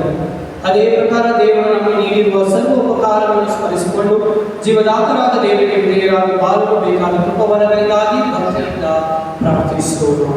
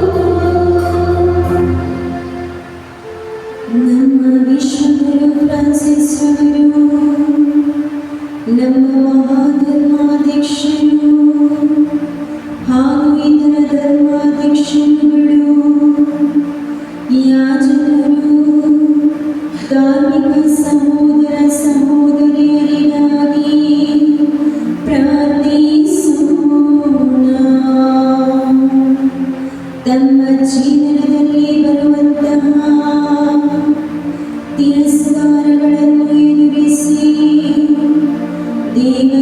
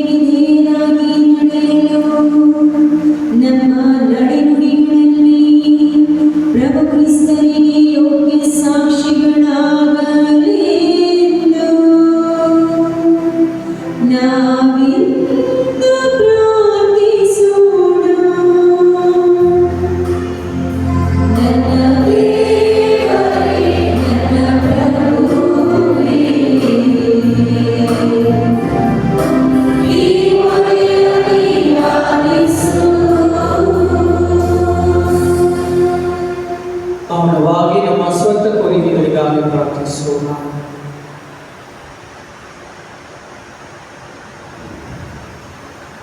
ಸರ್ವಶಕ್ತ ತಂದೆಯೇ, ನಿಮ್ಮ ಪ್ರಜೆಗಳ ಮೇಲೆ ದಯೆಯನ್ನು ತೋರಿರಿ. ಈ ಪವಿತ್ರ ದಿನಗಳ ಮೂಲಕ ನಮ್ಮನ್ನು ಪರಿಶುದ್ಧಗೊಳಿಸಿ ನಿಮ್ಮ ಪುತ್ರ ಯೇಸು ಕ್ರಿಸ್ತರ ಲೋಕದ ರಕ್ಷಣೆಗಾಗಿ ತಮ್ಮ ಹಸಿರಿ ಪದವಿಯನ್ನು ತ್ಯಜಿಸಿದರು. ಪರರ ಒಳಿತಿಗಾಗಿ ಏಳಿಗೆಗಾಗಿ ನಮ್ಮ ಸ್ವಾರ್ಥವನ್ನು ತ್ಯಜಿಸಿ ಎಂದು ಮೃತ ದೀನತೆ ವಿಧೇಯತೆಯ ಮಾರ್ಗದಲ್ಲಿ ನಾವು ನಡೆಯುವಂತೆ ನಮಗೆ ಅನುಗ್ರಹಿಸಿರಿ. ನಮ್ಮ ಪ್ರಭು ಕ್ರಿಸ್ತರ ಮುಖಾಂತರ ನಿಮ್ಮನ್ನು ಪ್ರಾರ್ಥಿಸುತ್ತೇವೆ. ಆಮೆನ್.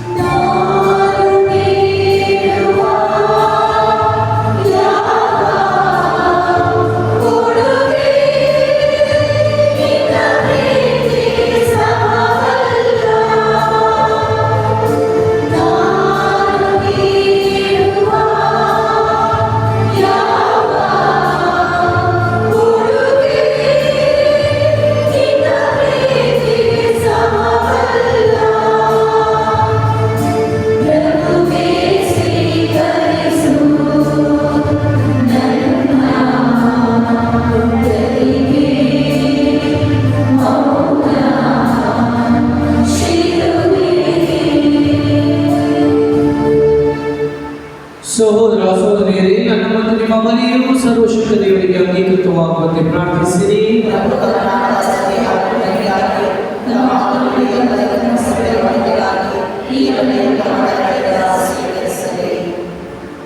ಪ್ರಭು ನಿಮ್ಮ ಏಕೈಕ ಪುತ್ರರ ಯಾತನೆಯ ಮೂಲಕ ನಿಮ್ಮೊಂದಿಗೆ ನಮ್ಮ ಸಂತಾನವನ್ನು ಹತ್ತಿರವಾಗಲು ನಮ್ಮ ಸ್ವಂತ ಕಾರ್ಯಗಳಿಂದ ಅದನ್ನು ಕಲಿಸಲು ನಾವು ಆಹಾರವನ್ನು ಇಂತಿದ್ದರೂ ಅವರ ಈ ಪರಿವರ್ತನೆಯ ಫಲವಾಗಿ ನಿಮ್ಮ ದಯೆಯ ಸತ್ಫಲಗಳನ್ನು ನಾವು ಈಗಾಗಲೇ ಅನುಭವಿಸುವಂತೆ ಮಾಡಿರಿ. ನಮ್ಮ ಪ್ರಭು ಕ್ರಿಸ್ತರ ಮುಖಾಂತರ ನಿಮ್ಮನ್ನು ಪ್ರಾರ್ಥಿಸುತ್ತೇವೆ.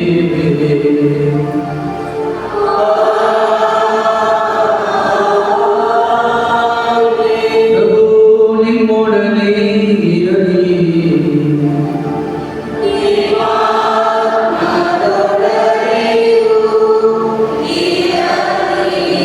ಹೃದಯಗಳನ್ನು ಮೇಲಕ್ಕೆತ್ತಿರಿ.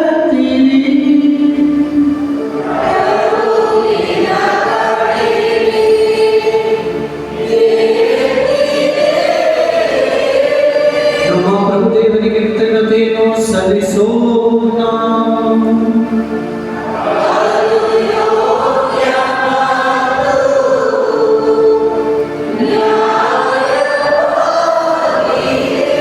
ಪ್ರಭು ಪವಿತ್ರ ಪಿತನೇ, ಸರ್ವಶಕ್ತ ನಿತ್ಯ ದೇವರೇ, ನಾವು ಎಂದೆಂದಿಗೂ ನಮ್ಮ ಪ್ರಭು ಕ್ರಿಸ್ತರ ಮುಖಾಂತರ ಕೃತಜ್ಞತೆ ಸಲ್ಲಿಸುವುದು ನಿಜವಾಗಿಯೂ ನೀವು ನ್ಯಾಯವೂ ಆಗಿದೆ, ನಮ್ಮ ಕರ್ತವ್ಯ ರಕ್ಷಣೆಯೂ ಆಗಿದೆ. ಏಕೆಂದರೆ ಕ್ರಿಸ್ತರು ನಿರ್ದೋಷಿಯಾಗಿದ್ದರು, ಸ್ವ ಇಚ್ಛೆಯಿಂದ ಪಾಪಿಗಳಿಗಾಗಿ ಯಾತನೆ ಅನುಭವಿಸಿದರು. ಅಪರಾಧಿಗಳನ್ನು ರಕ್ಷಿಸುವುದಕ್ಕೆ ಅನ್ಯಾಯವಾದ ದಂಡನೆಯನ್ನು ಸ್ವೀಕರಿಸಿದರು. ಅವರ ಮರಣವು ನಮ್ಮ ಪಾಪ ದೋಷಗಳನ್ನು ತೊಡೆದು ಹಾಕಿದೆ.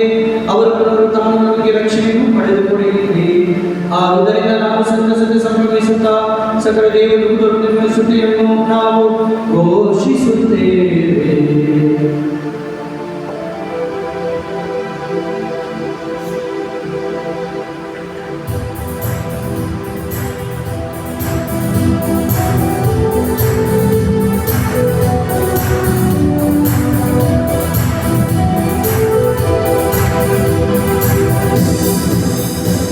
Hosanna, Hosanna, Hosanna.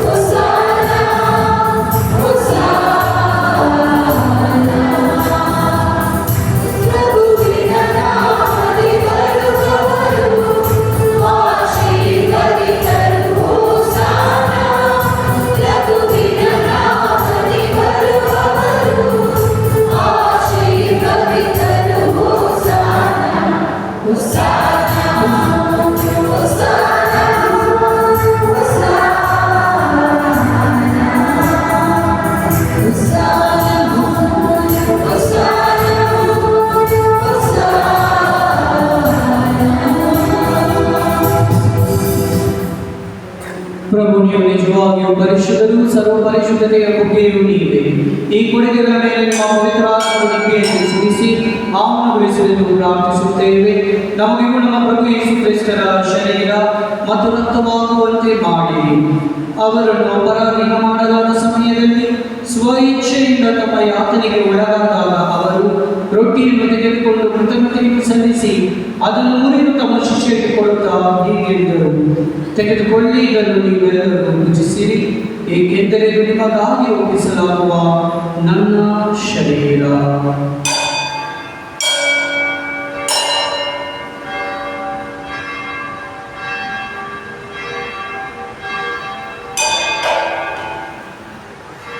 ಅಂತೆಯೇ ಭೋಜನದ ಅಂತ್ಯದಲ್ಲಿ ಅವರು ಪಾನಪಾತ್ರೆಯನ್ನು ತೆಗೆದುಕೊಂಡು ಮತ್ತೊಮ್ಮೆ ಕೃತಜ್ಞತೆಯನ್ನು ಸಲ್ಲಿಸಿ ತಮ್ಮ ಶಿಷ್ಯರಿಗೆ ಕೊಡುತ್ತಾ ಹೀಗೆಂದರು, ತೆಗೆದುಕೊಳ್ಳಿ ಮತ್ತು ಇದರಿಂದ ನೀವೆಲ್ಲರೂ ಪಾನ ಮಾಡಿ, ಏಕೆಂದರೆ ಹೊಸ ಮತ್ತು ಅನಂತ ಒಡಂಬಡಿಕೆಯ ನನ್ನ ರಕ್ತದ ಪಾತ್ರೆ.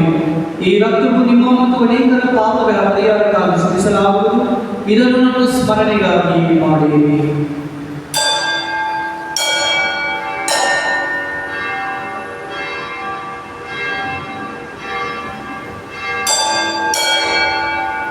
ವಿಶ್ವಾಸದ ರಹಸ್ಯ.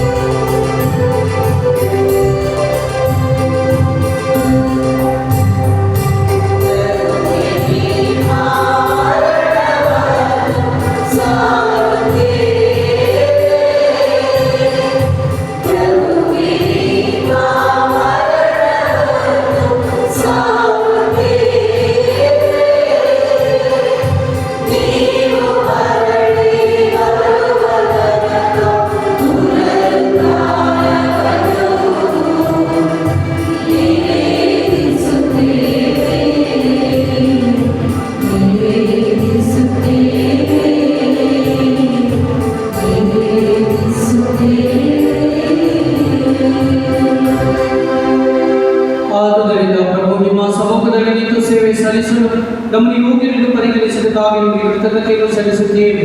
ಕ್ರಿಸ್ತನ ಮರಣ ಮತ್ತು ಪುನರುತ್ಥಾನದ ಸ್ಮರಣೆಯನ್ನು ಆಚರಿಸುತ್ತಾ ಜೀವ ವಿಭವ ರೊಟ್ಟಿಯನ್ನು ರಕ್ಷಿಸುವ ಪಾತ್ರೆಗೆ ಅರ್ಪಿಸುತ್ತೇವೆ. ಕ್ರಿಸ್ತನ ಶರೀರ ಮತ್ತು ರಕ್ತದಲ್ಲಿ ಪಾಲುಗೊಳ್ಳುವ ನಮ್ಮನ್ನು ಪವಿತ್ರಾತ್ಮಗೊಳಿಸಬೇಕೆಂದು ನಿಮ್ಮನ್ನು ವಿನಯದಿಂದ ವಿನಯಿಸುತ್ತೇವೆ.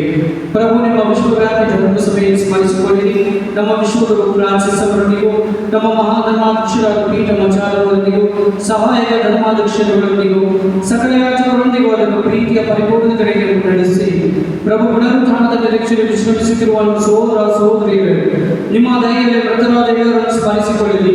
ಅವರು ನಿಮ್ಮ ಸಮ್ಮುಖದ ಪ್ರಭೆಗೆ ಮರೆ ಮಾಡಿ ನಮ್ಮ ಮೇಲೂ ದಯೆ ತೋರಿರಿ.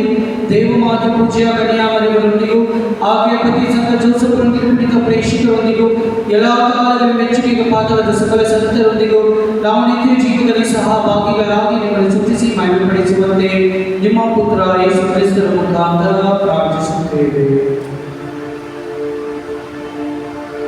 ಇವರ ಮುಖಾಂತರವು ಇವರೊಂದಿಗೂ ಇವರಲ್ಲಿಯೂ ಸರ್ವಶಕ್ತ ತಂದೆಯಾದ ದೇವರೇ, ಪವಿತ್ರಾತ್ಮರ ಐಕ್ಯದಲ್ಲಿ ಸರ್ವ ಗೌರವವು ಮಹಿಮೆಯು ಯುಗಾಂತರಕ್ಕೂ ನಿಮಗೆ ಸಲ್ಲಲಿ.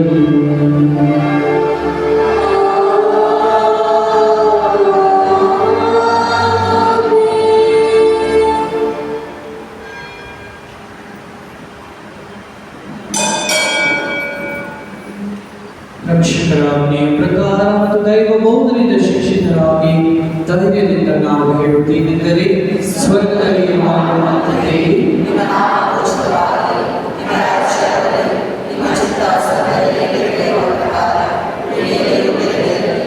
ನಮ್ಮ ಅನುದಿನದ ಆಹಾರವನ್ನು ಇಂದು ನಮಗೆ ನೀಡಿರಿ. ನಮಗೆ ತಪ್ಪು ಮಾಡಿದವರನ್ನು ನಾವು ಕ್ಷಮಿಸುವ ಪ್ರಕಾರ ನಮ್ಮ ಪಾಪಗಳನ್ನು ಕ್ಷಮಿಸಿರಿ. ನಮ್ಮನ್ನು ಶೋಧನೆಗೆ ಒಳಪಡಿಸಿರಿ, ಕೇಡಿನಿಂದ ನಮ್ಮನ್ನು ರಕ್ಷಿಸಿರಿ. ಪ್ರಭು, ಸಕಲ ಕೇಡುಗಳಿಂದ ನಮ್ಮನ್ನು ರಕ್ಷಿಸಲೆಂದು ಪ್ರಾರ್ಥಿಸುತ್ತೇವೆ. ನಿಮ್ಮ ದಯೆಯನ್ನು ಪಡೆದು ಪಾಪದಿಂದ ಸದಾ ವಿಮುಕ್ತರಾಗಿ ಎಲ್ಲ ಸಂಕಷ್ಟಗಳಿಂದ ಸುರಕ್ಷಿತರಾಗಿರುವಂತೆ ನಮ್ಮ ಜೀವಮಾನದಲ್ಲಿ ಶಾಂತಿಯನ್ನು ದಯೆಯಿಂದ ಕರುಣಿಸಿರಿ. ನಾವು ಸ್ವರ್ಗಾನಂದವನ್ನು ನಮ್ಮ ರಕ್ಷಕ ಯೇಸು ಕ್ರಿಸ್ತನ ಆಗಮನವನ್ನು ನಿರೀಕ್ಷಿಸುತ್ತಿದ್ದೇವೆ.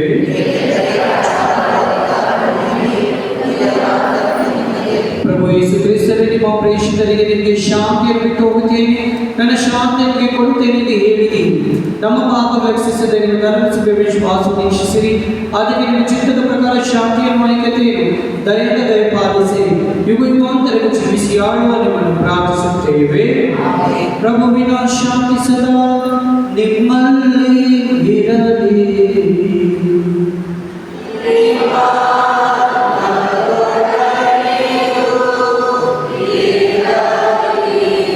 ಪ್ರಿಯರೇ, ಪರಸ್ಪರ ಶಾಂತಿಯನ್ನು ಕೋರೋಣ.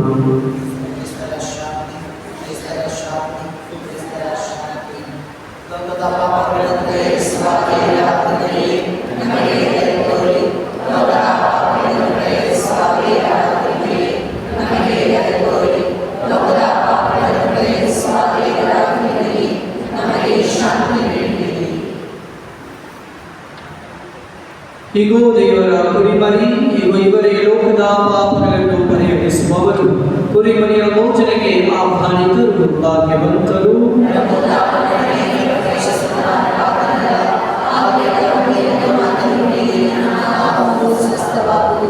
ಜೀವಕ್ಕೆ ಕ್ರಿಸ್ತರ ಶರೀರವನ್ನು ರಕ್ತವನ್ನು ಕಾಪಾಡಲಿ.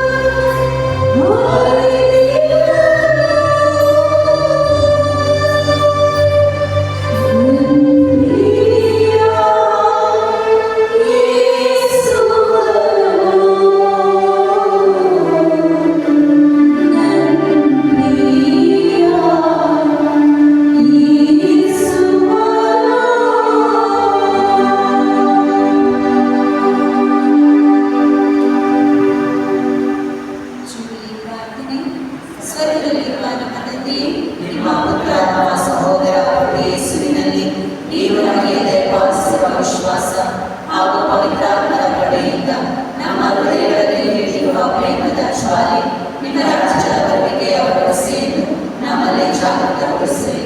ನಿಮ್ಮ ಅನುಗ್ರಹವನ್ನು ನಿಮ್ಮ ಸುವಾರ್ತೆಯ ಕಾಡುಗಳನ್ನು ತಡೆಬಗೆಯದೆ ಬಿತ್ತನೆ ಮಾಡುವವರಾಗಿ ಪರಿವರ್ತಿಸಲಿ. ನೂತನ ಸ್ವರ್ಗ ಮತ್ತು ನೂತನ ಭೂಮಿಯನ್ನು ರೂಪಿಸುವ ಖಚಿತವಾದ ನಿರೀಕ್ಷೆಯಲ್ಲಿ ಆ ಬಿತ್ತನೆಯು ಇಡೀ ಮಂಡಲವನ್ನು ಹಾಗೂ ಪೃಥ್ವಿಯನ್ನು ಮಾತರಗೊಳಿಸಲಿ. ಆಗ ದುಷ್ಟಶಕ್ತಿ ಸಂಪೂರ್ಣವಾಗಿ ನಾಶವಾಗುವುದು ಹಾಗೂ ನಿಮ್ಮ ಮಹಿಮೆಯು ಶಾಶ್ವತವಾಗಿ ಬೆಳಗುವುದು. ಜೂಬಿಲಿಯ ಕೃಪೆಯು ಭರವಸೆಯ ಕರ್ತರಾದ ನಮ್ಮಲ್ಲಿ ಸ್ವರ್ಗದ ನಿಮಗಾಗಿ ಕಾತರಿಯುವಂತೆ ನಮ್ಮನ್ನು ಜಾಗೃತಗೊಳಿಸಿರಿ. ಅದೇ ಕೃಪೆಯು ಲೋಕೋದ್ಧಾರಕರ ಸಂತೋಷ ಮತ್ತು ಶಾಂತಿ ಜಗದಾದ್ಯಂತ ವಿಸ್ತರಿಸಲಿ. ಯುಗಯುಗಾಂತರಕ್ಕೂ ಪರಿಶುದ್ಧರಾಗಿರುವ ದೇವರೇ, ಸದಾಕಾಲಕ್ಕೂ ಸ್ತುತಿಯು ಮಹಿಮೆಯು ಸಲ್ಲಲಿ. ಆಮೆನ್. ನಮ್ಮ ಮರಿಯಾದ ಪ್ರಸಾದ ಪುಣ್ಯೇ ಪ್ರಭು ನಿಮ್ಮೊಡನೆ ಇದ್ದಾರೆ, ಸ್ತ್ರೀಯರಲ್ಲಿ ನೀವು ಧನ್ಯರು ಮತ್ತು ನಿಮ್ಮ ಉದರದ ಫಲವಾದ ಯೇಸು ಧನ್ಯರು. ಸದಾಕಾಲಕ್ಕೆ ಮಾತೆ ಪಾಪಿಗಳಾಗಿರುವ ನಮಗಾಗಿ ಈಗಲೂ ನಮ್ಮ ಮರಣದ ಸಮಯದಲ್ಲಿ ಪ್ರಾರ್ಥಿಸಿರಿ. ಆಮೆನ್. ಪಿತನಿಗೂ ಸುತನಿಗೂ ಪವಿತ್ರಾತ್ಮರಿಗೂ ಮಹಿಮೆಯಾಗಲಿ. ಆದಿಯಿಂದ ಈಗಲೂ ಯುಗಯುಗಾಂತರಕ್ಕೂ ಆಮೆನ್.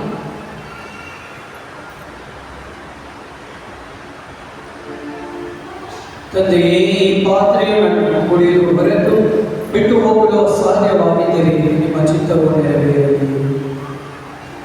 ಪ್ರಾರ್ಥಿಸೋಣ. ಪ್ರಭು, ನಿಮ್ಮ ಈ ಪವಿತ್ರ ಕೊಡುಗೆಗಳಿಂದ ಪೋಷಿತರಾಗಿದ್ದೇವೆ. ನಿಮ್ಮ ಪುತ್ರನ ಮರಣದ ಮೂಲಕ ನಾವು ವಿಶ್ವಾಸಿಸುವ ನಿರೀಕ್ಷೆಗಳನ್ನು ಗ್ರಹಿಸಿದ್ದೀರಿ. ಅಂತೆ ಅವರ ಪುನರುತ್ಥಾನದ ಮುಖಾಂತರ ನೀವು ಕರೆದಿರುವಡೆಗೆ ನಮ್ಮನ್ನು ಮುನ್ನಡೆಸಿರಿ. ನಮ್ಮ ಪ್ರಭು ಕ್ರಿಸ್ತರ ಮುಖಾಂತರ ನಿಮ್ಮನ್ನು ಪ್ರಾರ್ಥಿಸುತ್ತೇವೆ.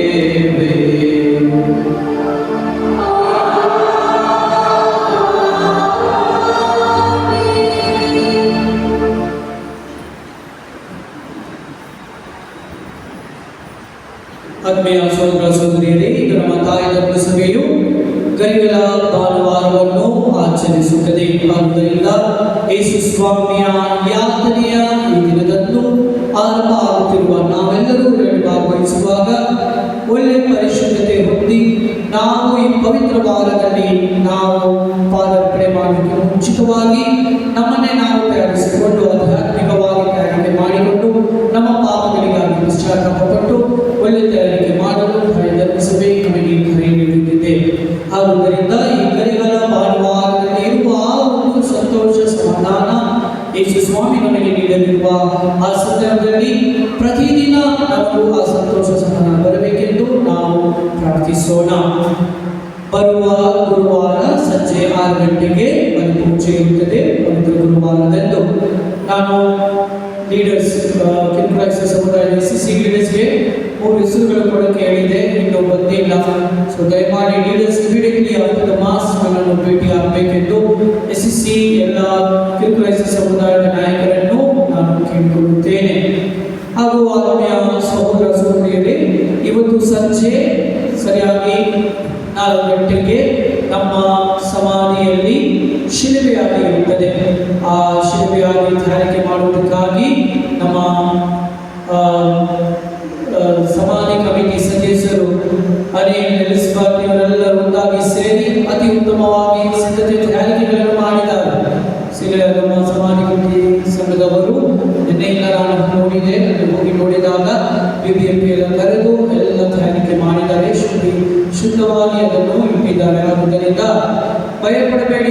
ಅಲ್ಲಿ ಗಲೀಜಾಗಿರುತ್ತೆ, ಮುಳ್ಳು ಇರುತ್ತೆ, ಏನಿಲ್ಲ, ಎಲ್ಲ ನಮಗೆ ಬೇಕಾಗಿದೆ. ಎಲ್ಲ ಚರ್ಚ್ಗಳಲ್ಲಿ ಸಮಾಧಿಯಲ್ಲಿ ಶುದ್ಧಿಯಾಗಿ ಮಾಡುತ್ತಾರೆ. ಪ್ರತ್ಯೇಕವಾಗಿ ನಾವು ಮುಂಚೆ ಸುಸಿಫರಿಗೆ ಹೋಗ್ತಾ ಇದ್ವಿ, ಹೌದಾ ಇಲ್ವಾ? ನಮಗೆ ಗೊತ್ತು, ಅದು ನಾವು ಬಂದಿದ್ದೀವಿ, ಬ್ರದರ್ಗಳಾಗಿ ಗೊತ್ತಿದೆ.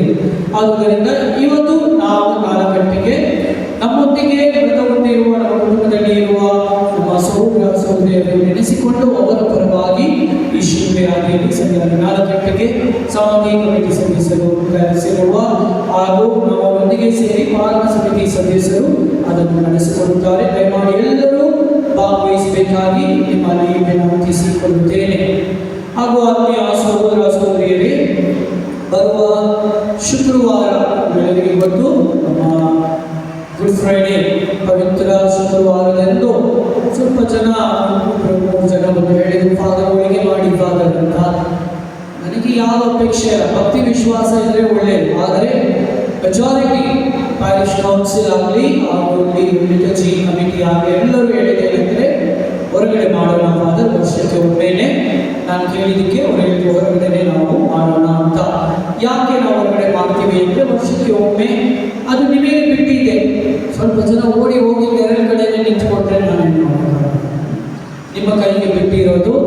ನೀವು ಅಲ್ಲಿ ಮಗ್ದಲಿನ ಮರಿಯ ಆಗ್ತೀರಾ, ಮರೆಯಲ ಆಗ್ತೀರಾ, ನಮ್ಮ ಕೈಯಲ್ಲಿ. ಯೋವನ ಆಗ್ತೀರಾ, ನಮ್ಮ ಕೈಯಲ್ಲಿ. ಇಲ್ಲ ನಾವು ಫರಿಸೇರ ಆಗ್ತೀವಿ ಅಂದರೆ ಅದನ್ನು ಕೂಡ ನಮ್ಮ ಕೈಯಲ್ಲಿದೆ. ಸೊ ಆವತ್ತಿನ ದಿನದಲ್ಲೂ ನಮಗೆ ಇವತ್ತು ಬಿಸಿಲಿದೆ. ಅದರ ಕಾರಣಗಳು ನಿಮಗೆ ಆದಷ್ಟು ನೀವು ಅದನ್ನು ಭಾಗವಹಿಸುವಾಗ ವಯಸ್ಸಾದವರು ಏನು ಮಾಡೋಕ್ಕಾಗಲ್ಲ, ಚರ್ಚ್ನಲ್ಲಿ ಕೂತ್ಕೊಳ್ಳಿ, ಯಾರಿಗಾದರೂ ಫ್ಯಾಮಿಲಿ. ಆದರೆ ಮುಖ್ಯವಾಗಿ ಆಧ್ಯಾತ್ಮಿಕವಾಗಿ ಭಾಗವಹಿಸುವುದು ಅದು ಬಹಳ ಮುಖ್ಯವಾಗಿದೆ. ಅದೇ ರೀತಿಯಲ್ಲಿ ಅಭ್ಯಾಸವೇರಿ ನಿನ್ನೆ ನಮ್ಮ ಚರ್ಚ್ನಲ್ಲಿ ಒಂದು ಅತಿ ಉತ್ತಮವಾದ ಯೇಸು ಸ್ವಾಮಿಯ ಯಾತನೆ ನಡೆದಿತ್ತು. ಎಲ್ಲ ಗ್ರೂಪ್ಗಳಿಗೆ ಫೋಟೋ ಕಳಿಸ್ತೀನಿ, ಕೇಳಿದ್ದೀರಾ? ಕಳಿಸ್ತೀನಿ. ಅತಿ ಉತ್ತಮವಾಗಿ father Christie, father Arun Sampath ಅವರು ನಡೆಸಿಕೊಂಡು ಕನ್ನಡದಲ್ಲಿ ತುಂಬ ಉತ್ತಮವಾಗಿತ್ತು. ಸುಮಾರು ಜನರು ಭಾಗವಹಿಸಿದ್ದೀರಿ. ಅದಕ್ಕಾಗಿ ನಿಮ್ಮೆಲ್ಲರಿಗೂ ಭಾಗವಹಿಸಿದ ಪ್ರತಿಯೊಬ್ಬರಿಗೂ ನಾನು ಕೃತಜ್ಞತೆ ಸಲ್ಲಿಸಿ ಅವ್ರ ತಂಡದವರಿಗೂ ಕೂಡ ನಾನು ಕೃತಜ್ಞತೆ ಸಲ್ಲಿಸುತ್ತೇನೆ. ನಿಮಗೆ ಫೋಟೋಸ್ ವಿಡಿಯೋಸ್ ಅನ್ನು ನಾವು ಕಳಿಸುತ್ತೇವೆ.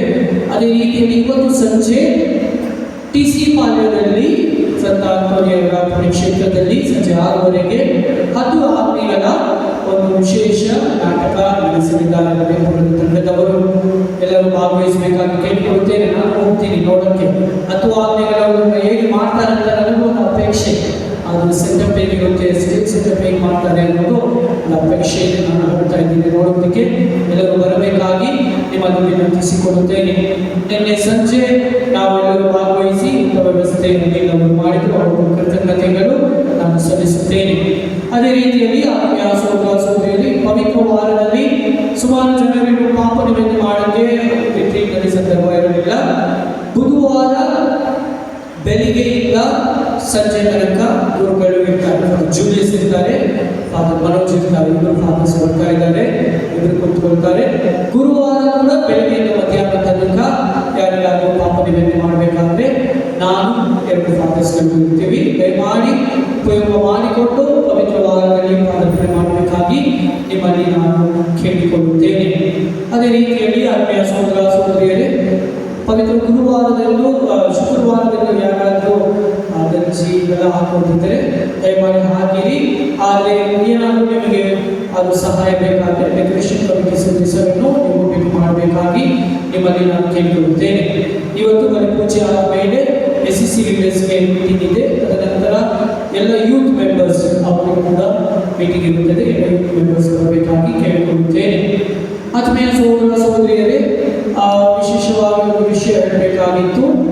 ದಯಮಾಡಿ ಈ ಪವಿತ್ರ ವಾರಗಳಲ್ಲಿ ಟೈಮಿಂಗ್ಸ್ ಸ್ವಲ್ಪ ಜನಕ್ಕೆ ಗೊತ್ತಿಲ್ಲ. ಈಗ ಒಂದು 5:30 ಹೇಳ್ತಾರೆ, 6:30 ಹೇಳ್ತಾರೆ, ಅದೆಲ್ಲ ಏನಿಲ್ಲ. ಇವತ್ತೇ ನಾವು ಶಮಿಗೆ ಹೇಳಿದ್ದೀನಿ, ಅದನ್ನು ಪ್ರಿಪೇರ್ ಮಾಡೋದಕ್ಕೆ ಒಂದು ಪ್ಯಾಂಪ್ಲೆಟ್ ರೆಡಿ ಮಾಡಿ ಕೇಳಿದ್ದೀನಿ. ಎಲ್ಲ ಗ್ರೂಪ್ಸ್ಗೆ ನಾವು ಅದನ್ನು ತಲುಪಿಸ್ತೀನಿ. ಈ ಪ್ರಿಂಟ್ಔಟ್ ಮಾಡಿ ಕೊಟ್ಟರೆ ಏನು ಮಾಡ್ತಾರೆ ಗೊತ್ತಾ, ಇಲ್ಲಿ ಹೋಗೋದು ಅಷ್ಟು ಬೇಕಾದರೂ ಡಸ್ಟ್ಬಿನ್ಗೆ ಬರುತ್ತೆ. ಸೊ ನಾವು ಏನು ಮಾಡ್ತೀವಿ, ನಿಮಗೆ ಕೊಡ್ತೀವಿ, ನಾವು ವಾಟ್ಸಪ್ನಲ್ಲಿ ಇದರಲ್ಲೆಲ್ಲ ಹಾಕ್ತೀವಿ. ಏನಾದರೂ ಡೌಟ್ಸ್ ಇದೆ ನೀವು ಏರಿಯಾ ಲೀಡರ್ಸ್ ಸಲ್ಲಿಸಿರಿ, ಅವರು ಕರೆಕ್ಟ್ ಟೈಮಿಂಗ್ಸ್ ನಿಮಗೆ ಹೇಳುತ್ತಾರೆ. ಹಾಗೂ ಆತ್ಮೀಯ ಸಹೋದರ ಸಹೋದರಿ, ಪವಿತ್ರ ವಾರದಲ್ಲಿ ನಾವು 14 ಚರ್ಚ್ಗಳಿಗೆ ಹೋಗಿದ್ವಿ. ಸುಮಾರು ಜನ ಅದನ್ನು ನಮಗೆ ಅಪ್ರಿಷಿಯೇಟ್ ಮಾಡಿದ್ವಿ. ಪ್ರತ್ಯೇಕವಾಗಿ ನಾನು ಆ 14 ಸ್ಥಳಗಳಿಗೆ ಹೋಗುವಾಗ ಪ್ರತಿಯೊಂದು ಧರ್ಮ ಕೇಂದ್ರದ ಗುರುಗಳು ಬಹಳ ಸಂತೋಷಪಟ್ಟು ನಮ್ಮನ್ನು ಆಹ್ವಾನಿಸಿದರು. ಅವರಿಗೆ ನಾನು ಕೃತಜ್ಞತೆ ಸಲ್ಲಿಸುತ್ತೇನೆ. ಏನು ಒಂದು ವಿಶೇಷತ್ವ ಅಂದರೆ ಅದು ಏನು ಗೊತ್ತಿಲ್ಲ. ಎಲ್ಲ ಕಡೆ ಹೋದರೆ ಚಿಕ್ಕಬಳ್ಳಾಪುರ ಅಂತ ಹೇಳಿದ ತಕ್ಷಣ ಸ್ವಲ್ಪ ಫಾದರ್ ಮುಖದಲ್ಲಿ ಏನೋ ಒಂದು ರೀತಿ ಸಂತೋಷ ಬರುತ್ತೆ. ಅಲ್ಲಿಂದ ಬಂದಿದ್ದಾರೆ ಜನರು, ನಿಜ ಹೇಳ್ತಾರೆ. ನಿನ್ನೆ ಕೂಡ ಈ ಒಂದು ಯಾತನೆಯ ನಾಟಕ ಮೊದಲನೇ ಬಾರಿ ಅವರು ತಮಿಳಿನಲ್ಲಿ ಇಂಗ್ಲಿಷ್ನಲ್ಲಿ ಮಾಡಿದ್ದಾರೆ. ಮೊದಲನೇ ಬಾರಿ ಬಂದು ಎಲ್ಲಿ ಮಾಡಿದ್ರು, ಚಿಕ್ಕಬಳ್ಳಾಪುರದಲ್ಲಿ ಅತಿ ಉತ್ತಮವಾಗಿ ಮಾಡಿದ್ರು. ಫಸ್ಟ್ ಟೈಮ್ ಕನ್ನಡ ಅವರು ಮಾಡಿದ್ರು. ನಿಮ್ಮ ರೆಸ್ಪಾನ್ಸ್ ನೋಡಿ ಬಹಳ ಸಂತೋಷ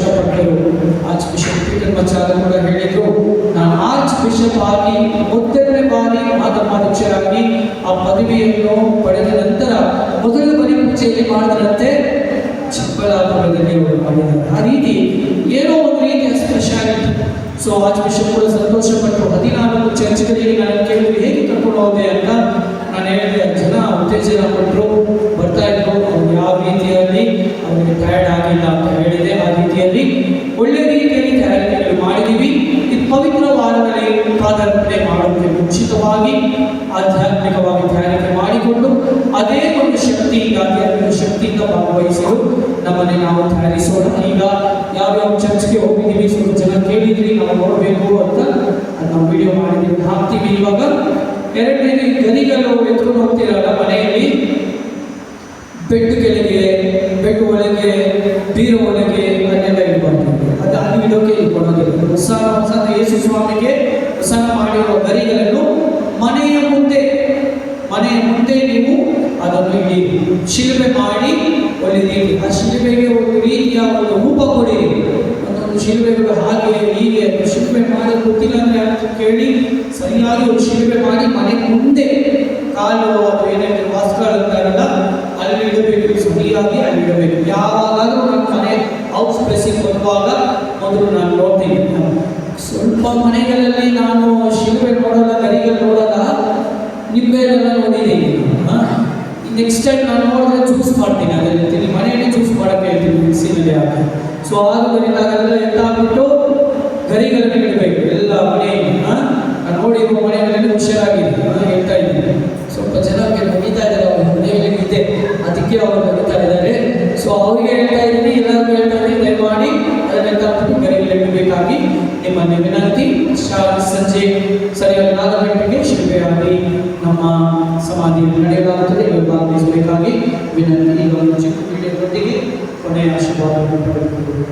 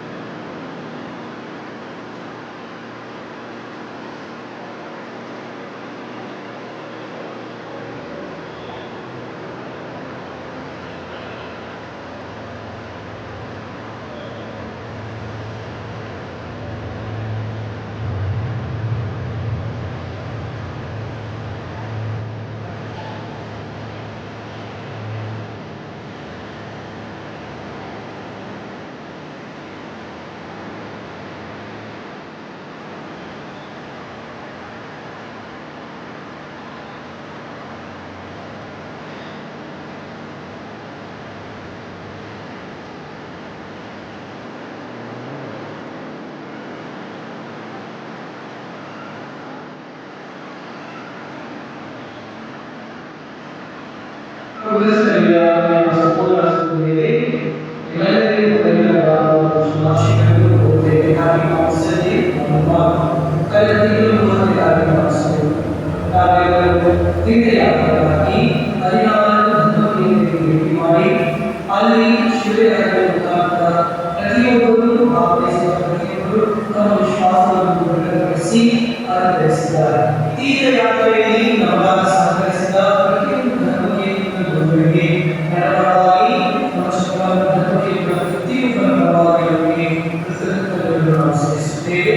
ಹಾಗೂ ಈ ಪವಿತ್ರವಾದದಲ್ಲಿ ನಾವು ಅದನ್ನು ಮುಂಚಿತವಾಗಿ ನಮ್ಮ ವಿಶ್ವಾಸವನ್ನು ತಿಳಿಸುತ್ತಾ ಹಾಗೆ ಜೀವಿಸಲು ಮನಸ್ಸಿನಿಂದ ಈ ಒಂದು ಹಬ್ಬವನ್ನು ಆಚರಿಸಿದರು ನಿಮ್ಮೆಲ್ಲರಿಗೂ ಆಹ್ವಾನಿಸುತ್ತೇನೆ. ನಿಮ್ಮೆಲ್ಲರಿಗೂ ಯೇಸುವಿನ ಆಸ್ಥಾನದ ಶುಭಾಶಯಗಳನ್ನು ಕೊಡುತ್ತೇನೆ. Happy Easter. ಇದು ನಿಂತು ಮಾತೆ ಮರಿಯಳಿಗೆ ಕೃತಜ್ಞತೆ ಸಲ್ಲಿಸೋಣ. ನಮ್ಮ ಮರಿಯ ವರಪ್ರಸಾದ ಪೂರ್ಣಿಗೆ ಪ್ರಭು ನಿಮ್ಮಲ್ಲಿದ್ದಾರೆ. ಸ್ತ್ರೀಯರಲ್ಲಿ ನೀವು ಧನ್ಯರು ಮತ್ತು ನಿಮ್ಮ ಉದರದ ಫಲವಾದ ಯೇಸು ಧನ್ಯರು.